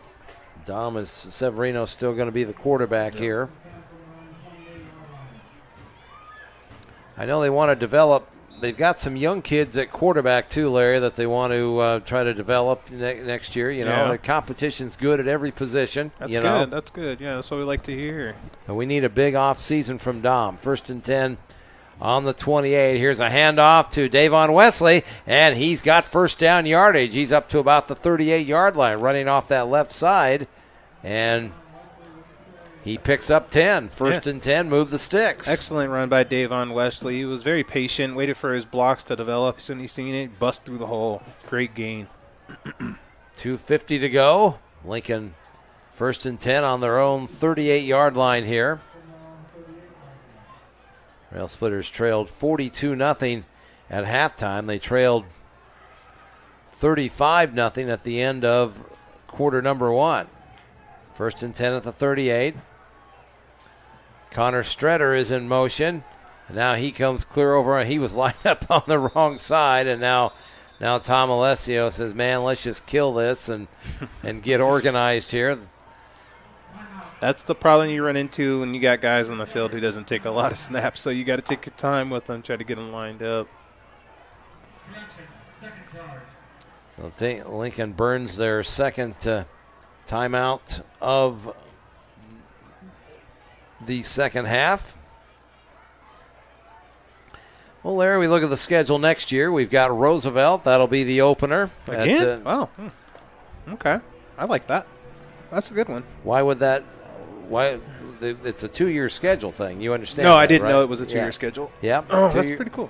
Yep. So we got Roosevelt. That'll be a home game next year at MediaCom Stadium. Then we have the rematch with North. And, okay. Man, we'd like to, definitely change that around a little bit. And then we go to Ankeny to play Ankeny Centennial because the schedule flips, you know. Yeah, so, yeah. And then we will play Ottumwa at home. I like that. And then we make the long trip to Sioux City to play Sioux City North on September 25th. Oh, wow. First and 10 at the 38. Here's Severino. They try to set up the screen. For the and they've got lineman. Yeah, they've got Hassan Sirleaf in there. I like it, but Yeah, they worked on that in practice this Yeah. week. They're trying to get him a catch, and I don't know if they it's creative. But I guess I didn't see where he was lined up at. he was lined up. He was lined up on the end, so it's whether or Tight not end. Gotcha. they declared him. If he declared himself. Yes, declared himself a receiver. We'll see what Brad Bunting thinks of the idea. Or is he picking it up? Or no? Okay. No. Yep, that's right. Yep. So maybe they didn't declare him, and they just said, "What the heck? We'll run the play and take the loss of down." Well, so, yeah, I mean, he wanted to give him a shot. I mean, I get it. So anyway, it's a penalty, loss of down. It's back to the 29-yard line. Clock continues to run here with 2:15 to go. New quarterback for Lincoln. A.J. Fondren carrying the ball. And A.J. Fondren carrying off the right side. And that a new quarterback for Lincoln who I don't have a number for. So number 19, I don't have a 19. So can't tell you, folks, who that is. See if I can figure it out real quick. Severino's back in there at quarterback, so that may have been so it doesn't matter then. Yeah. just been a one-play deal here. 3rd and 9 for Lincoln on their own 39-yard line. Severino wants to throw, being chased, rolling to his right, now throws over the middle, and incomplete. He was trying to get it to Connor Stretter up at about the 48-yard line. It was nearly picked off. Yeah, it was a great chance or a great opportunity for Severino to make a play, but unfortunately, you never throw back across your body, young man. You got to always throw downfield or more closer to you. You run the risk of getting picked off that way. So it's 4th and 9 for Lincoln on their own 39. Minute to go here.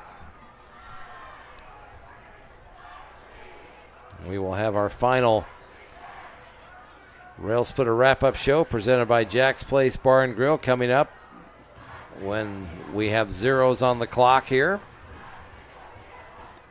Here's the jet sweep to Jenkins, and Braylon's got the first down. Then he lost the football, but good news for Lincoln. He was near the boundary. So they got into Valley territory down at about the 49-yard line. Braylon did pick up the first down. Excellent run by Braylon. Also gives Lincoln their 6th first down of the game. So final seconds will tick off here. Lincoln's going to try to run one more play here. Severino takes a snap. Take a shot. And throws down the seam and incomplete. He tried to hit Braylon Jenkins, and it's incomplete. And that will do it. Valley beats Lincoln here tonight. No surprise, and they do it convincingly by the score of 63-0. Stay tuned as we will have our Railsplitter wrap-up show presented by Jack's Place Bar and Grill coming up. You keep it right here. You're listening to Lincoln Railsplitter Football. In the game of life, there's no get-out-of-jail-free card, but D&J bail bonds might be the next best thing. Fast, confidential, and professional, the D&J bail bonds help you get back to your life. From one family to another, you can depend on D&J bail bonds for fast, reliable bail bond services. There when you need them. Call D&J bail bonds at 515-975-4867.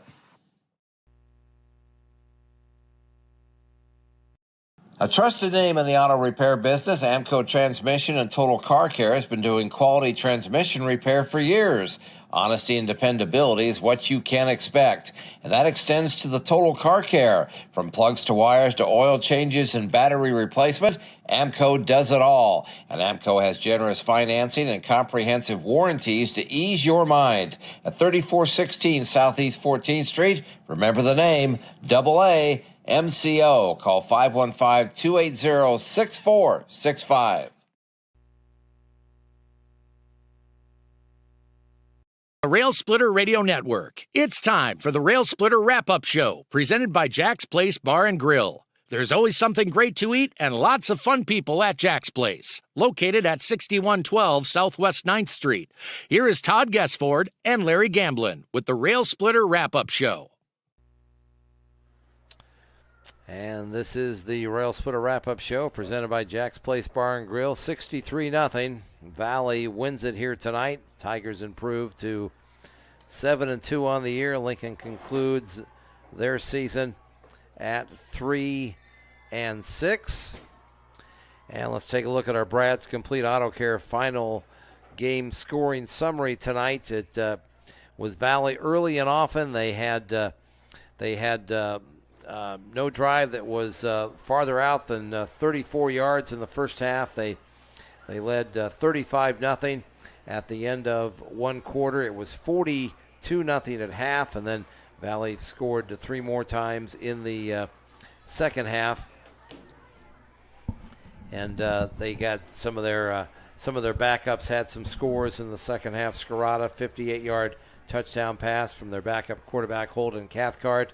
And then Cathcart also hit Blake Ferguson, another sophomore-to-sophomore combination of 30 yards. That made it 56-0. And then it was Nathias Akur, another sophomore running back. Like Larry says, they have a stable of them here in West Des Moines. And that made it 63-0. So that's our Brad's Complete Auto Care final game scoring summary. Don't let big brand companies rob your wallet when Brad's Complete Auto Care at 1001 East Park Avenue can be your one-stop spot for all your auto care needs. Call 515-957-4271 or stop in and see them to get an estimate today. All right, let's move on here. It's time for our drive of the game presented by Pet Supplies Plus. Lincoln had a couple of drives. I think maybe the best drive was maybe the one in the first half, Larry, although we did have one in the second half where we got it down to about the Valley 35-yard line. Yeah. Either one of those would qualify, don't you think? I think so. I would go with the first one myself personally. But, yeah, they were both decent drives that Lincoln had tonight. Didn't capitalize on them, but they were moving the ball fairly well on those two drives. Pet Supplies Plus is in the Wakanda Shopping Center at 4211 Fleur Drive, and they have everything you need to take care of your dog or cat. Make sure you stop by Pet Supplies Plus.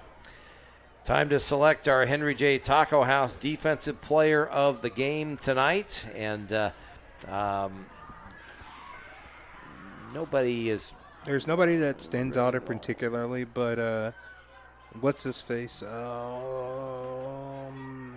Jenkins. Braylon Jenkins. I like how he was, playing DB tonight against two pretty I'd say at least top 5 in the state receivers. He held his own. He got beat on a couple of plays, but ultimately on defense, he was probably the brightest spot in my eyes. No argument there. Mm-hmm. So we'll make Braylon Jenkins our Henry J. Taco House Defensive Player of the Game, celebrating over 50 years in business at 2924 Southwest 9th on the corner of Southwest 9th and Virginia. Check out their great food Monday through Saturday from 11 a.m. to 9 p.m. Time to take a look at our final game stats brought to you by Smitty's Tenderloin Shop. Lincoln, what do we have for first downs, Larry? We did have a few first downs here. We had 6 first downs for Lincoln, and then we had 10 first downs for Valley in the game. And we did have a couple of good runs and a couple of we also had a couple of youth out there tonight, and that was something promising to see too. You had AJ Fondren and Fleming getting a couple of carries, and it looks pretty promising. So some of our ball carriers tonight look pretty good. AJ Fondren, he's only a freshman running the ball tonight, and he had some impressive runs the couple of times he got the ball. Could work on his blocking a little bit, but other than that, he's only a freshman. He'll get there. So those are some of our final game statistics brought to you by Smitty's Tenderloin Shop. They've been voted best tenderloin in the Metro by City View for 12 straight years now. They're located at 1401 Army Post Road, the Southside legend, and, of course, proud host of the Thursday night Rail Splitter Roundtable. Let's take a break. We'll come back. We'll wrap this all up in just a moment. Valley wins it tonight 63-0, and this is Rail Splitter Football on the Rail Splitter Radio. Jack's Place Bar and Grill at 6112 Southwest 9th Street is one of the new fun spots to go to in Rail Splitter country. Featuring delicious burgers, wraps, tenderloins, and much more, there's always something great to eat at Jack's Place.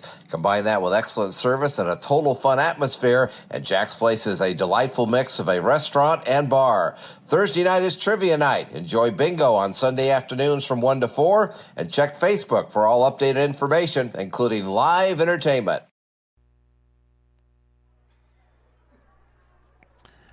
Todd and Larry back here at Valley Stadium, 63-0. Valley wins it here tonight. And this is our Rail Splitter wrap-up show presented by Jack's Place Bar and Grill. Time to name our AMCO transmission play of the game. We were just talking about on the break there, Larry. We had 3 or 4 plays where we guys got 12, 15 yards. Braylon had a nice run. I'll tell you what I like. A couple of the pass plays that we had tonight with Dom that we got. We picked up 9-10 yards, and that's been those have been few and far between. Exactly. Yeah. I think I would go with Dom tonight as far as on the plays of the game. He made some pretty impressive throws. He was fitting them into tight coverage, and I mean blanket coverage, and he was still able to get a couple of those in there. Sure, he threw a couple of interceptions, but he threw the ball tonight more than he has all season in a game. And if I was going to pick somebody, I think I'm going to pick Dominic. Well, his pass plays would be our AMCO transmission play of the game, located at 3416 Southeast 14th. You know that trusted name, AA MCO. Our leading ground producer tonight, our Brad's RV Repair Center leading ground producer, probably Davon Wesley. He was very productive. He had some yards through the A and B gap a couple of times. He did. He was a very productive runner tonight, and his runs was what I called hard-earned runs, because his lineman wasn't giving him enough room to make plays, and he was having to do it himself. And even sometimes he was just being patient and letting some of those blocks just kind of fall in his path and taking advantage of them. So I like the way he was running the ball and utilizing his blockers tonight. Brad's RV Repair Center, located at 7384 West Highway 92 in Indianola. They can not only repair your RV on the outside and under the hood, they have storage space available. Call them 515-808-9001. Well, it's time to name our Lynn Automotive Player of the Game, and I'm going right back with where we were at halftime. I like Dom Severino tonight as our player of the game tonight. Larry, what do you think? I 100% agree with you, Todd. I mean, when you're a young man playing quarterback, and you gotta basically depend on the people around you to keep you upright and safe. And unfortunately, they just couldn't get it done for him tonight. There was a lot of pressure on him, but he was still able to make plays. He was still going out there, taking a beating, and kept fighting. That's what Southside's about. That's what Southside kids look like. And I like the way he played tonight, and I think I would run with Dominic over anybody. All right, so he is our Lynn Automotive Player of the Game. And at Lynn Automotive, they're at the 1712 Southeast 1st Street. They're quietly taking care of their customers with quality automotive repair, specializing in electrical diagnostic repair. Give Roger and Matt a call at 515-282-2812. Well, Larry, 3-6. We look back on it, and I think we both agree that it could have been. It's a woulda, coulda, shoulda thing. But we got to talk about it, right? But obviously the North game was a disaster, and I'm just calling it what it is. It was a disaster. And that's a game that we probably should have won. And I really feel like, if we didn't self-destruct, we self-destructed a lot down in Pottawatomie County. If we don't self-destruct down there in Ottumwa, I think we lost by 7, and that could have been a different outcome too. Well, yeah, I'll just be brutally honest with you, Todd. I mean, there was a handful of games. There's no reason why we shouldn't have been able to win. A lot of the problems that we had this season was a lot of mental errors on our end, a lot of miscues by Lincoln players, and a lot of penalties by Lincoln players. When you come in and you got a new coach and a whole new staff, the first thing you got to do is get these kids to buy in, and for whatever reason, new system, you got to get the kids to buy in. And for whatever reason, some of them did, some of them didn't. And you also got to take into consideration, I know there's going to be a lot of fans that are disappointed with the season. I mean, I was a little disappointed with the season, but it's the first season, right, with the new coaching staff. Give them a little time, see what they can do before we can pass judgment. He's going to get the kids that he wants in this program. It's just going to take a little time. And eventually, if he has the time given, these kids will buy in. I mean, it's a good system.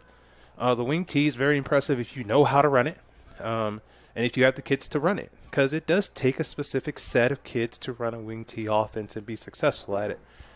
Defensively, great talent. I actually like the defense a lot this season.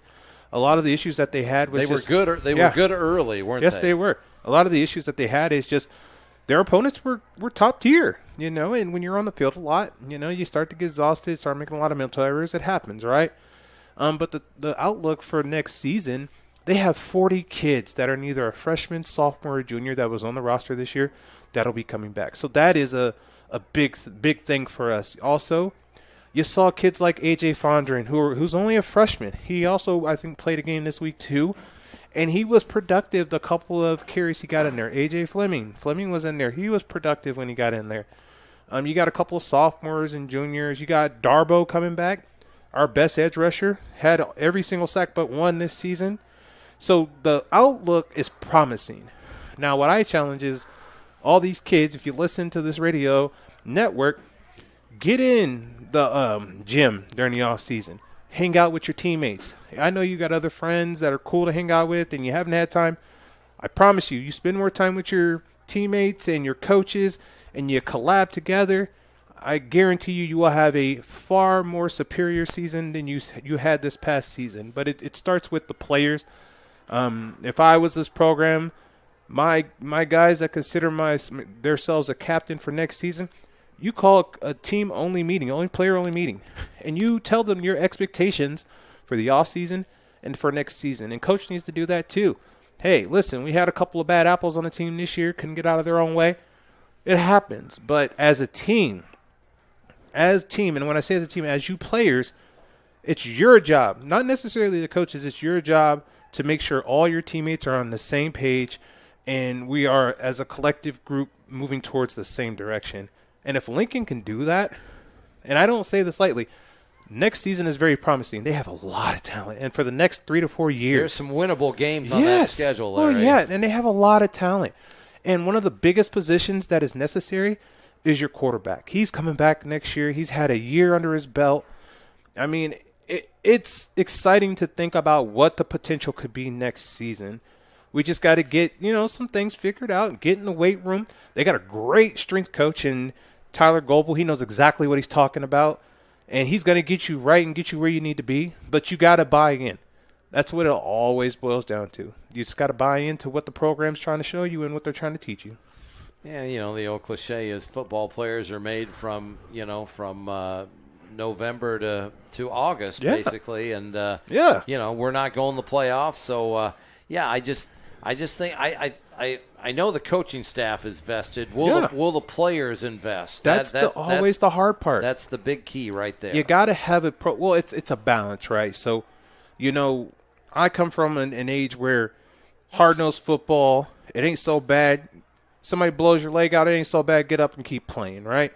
Those kind of kids are far few in between nowadays. The way you coach them, you can't get in their face and yell at them and say, hey, get your butt out there and do what you're supposed to. You can't do that anymore. So you got to figure out a better way to communicate with these kind of kids. And if you could figure that out, that'll go farther for you and potentially building some form of a legacy to come here at Lincoln and just continue for generational growth and generational talent throughout the school. And that's how it starts. It starts in your youth programs. If your youth programs aren't running the same stuff that you're running in the high school programs, it's going to make it a little bit more difficult for you. But if you can get every coach from the senior to the sophomore to the freshman to the youth programs bought into your program and get the kids bought into your program, you get something like what Valley has or the Dowling has or the Yankees. You get a winning tradition and a winning program. And we don't have to be 7-2 next year, but we could be 5-4. I mean, when I say there are winnable games on that schedule. I will say this, Todd. I think they can win every game on that schedule, and that includes the Yankees of the world. If Dowling was on that program, I would say even there's a possibility. It all depends on what you do during the off season, because what you do during the off season is going to prepare you for what the season is going to look like. And if you're not putting in the work on the off season, if class ends and Johnny's like, "Hey James, you going to workout tonight?" "Nah, man, me and some of the friends are going to go play PlayStation. I can do that tomorrow." That's not going to help you win. Anytime you get an opportunity to be on the field, in the gym, in the weight room, you take advantage of it and you get your partners. When I say your partners, your teammates with you, because the better you know your teammates, the better it'll be for you on the field. It matters. The relationships that you build with them matters what you do on the field. It always has at every level, not just at the high school or the middle school level, but the pros and in college. I mean, you've seen it, about, I want to say 15, 20 years ago, the Philadelphia Eagles had one of the best secondaries you can think of, like Nnamdi Asomugha and a couple other guys who were Pro Bowlers. And you say, oh, they're going to the Super Bowl.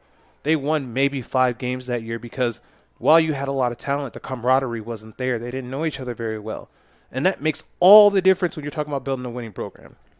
All right, well, I agree. And let's hope that, like I said, I know Coach Alessio and the staff's invested. Let's hope players, if you're listening out there, let's hope you get invested, and let's come back and let's improve upon 3-6, and let's add at least a couple more wins on that docket next year. 100% agree. All right, Larry, thank you so much. Thank you, Todd. It's been a fun season with you. It has. It certainly has. And this has been a presentation of the Railsplitter Radio Network on Guestford Broadcasting at YouTube. We hope you enjoyed tonight's game as much as we enjoyed bringing it to you. Tonight's game concludes our 2025 football season, and our thanks to Lincoln Activities Director Phil Chia for his assistance tonight and all season long. Thanks to Valley AD Zach Sinran and Assistant AD Mike Egbert for their help this week. Thanks to Lincoln head football coach Tom Alessio and his staff and their assistants, not only this week but all season long. A big thank you to Valley head football coach Gary Swenson for his assistance this week. Good luck to the Valley Tigers in the playoffs starting a week from tonight. And we thank the Hall of Famer for his help this week. Our technical director tonight, Serenity Meffert. And Serenity, this kid has been amazing up here in the broadcast booth all season long, and we cannot thank her enough. She has kept Larry and I on the air, and we appreciate Serenity's great work all season long. Connor Bergloff not able to be here tonight, but he's helped us in the booth as well. And our web graphic designer is Craig Guestford. Craig with some great video work. We appreciate him. And, of course, big thank you to my partner Larry Gamlin for his outstanding work in the booth, not only tonight but all season long. And as always, a big thank you to all of our wonderful sponsors that make our football broadcast possible the entire season. Make sure you stop in and take advantage of all of their wonderful goods and services. We turn our attention to basketball now. Our first basketball game will be Friday night, November 21st. Rachel and I will be in Cedar Rapids as the Lincoln girls take on Cedar Rapids Jefferson. It's a 7:30 tip. And we'll be on the air pregame about 6:45. That's Friday night, November 21st. Here tonight, the final score, Valley defeats Lincoln by the score of 63-0 for my partner Larry Gamlin and the crew here tonight. Todd Guestford saying thanks for watching and listening, and good night from Valley Stadium in West Des Moines. This has been Lincoln Railsplitter football all season long on the Railsplitter Radio Network. You've been listening to Lincoln Railsplitter football on the Railsplitter Radio Network. Brought to you by Brad's Collision Center, Tamia & Sons Restaurant and Catering, Christian Edwards Print and Graphics, the Build Lincoln Hire Club, Knutson Transmission, Cash Saver, Airport Chiropractic, Livingston's Automotive, State Farm Insurance Agent Brad Van Meter, Henry J's Taco House, Blank Golf Course, Lynn Automotive, Chicago Speakeasy, Brad's Used Cars, McCray Park Animal Hospital, Vision Custom Signs and Graphics, Jack's Place Bar and Grill, Brad's Complete Auto Care, the Dickey Campbell and Sahag Law Firm, D&J Bail Bonds, Borden Arrows Pizza, Pet Supplies Plus, Amco Transmission and Total Car Care, Montgomery St. John Insurance, your Southside Hy-Vee stores, Brad's RV Repair Center, Guest Ford Web Design, and Smitty's Tenderloin Shop. Join us again next time for Lincoln Railsplitter football on the Railsplitter Radio Network.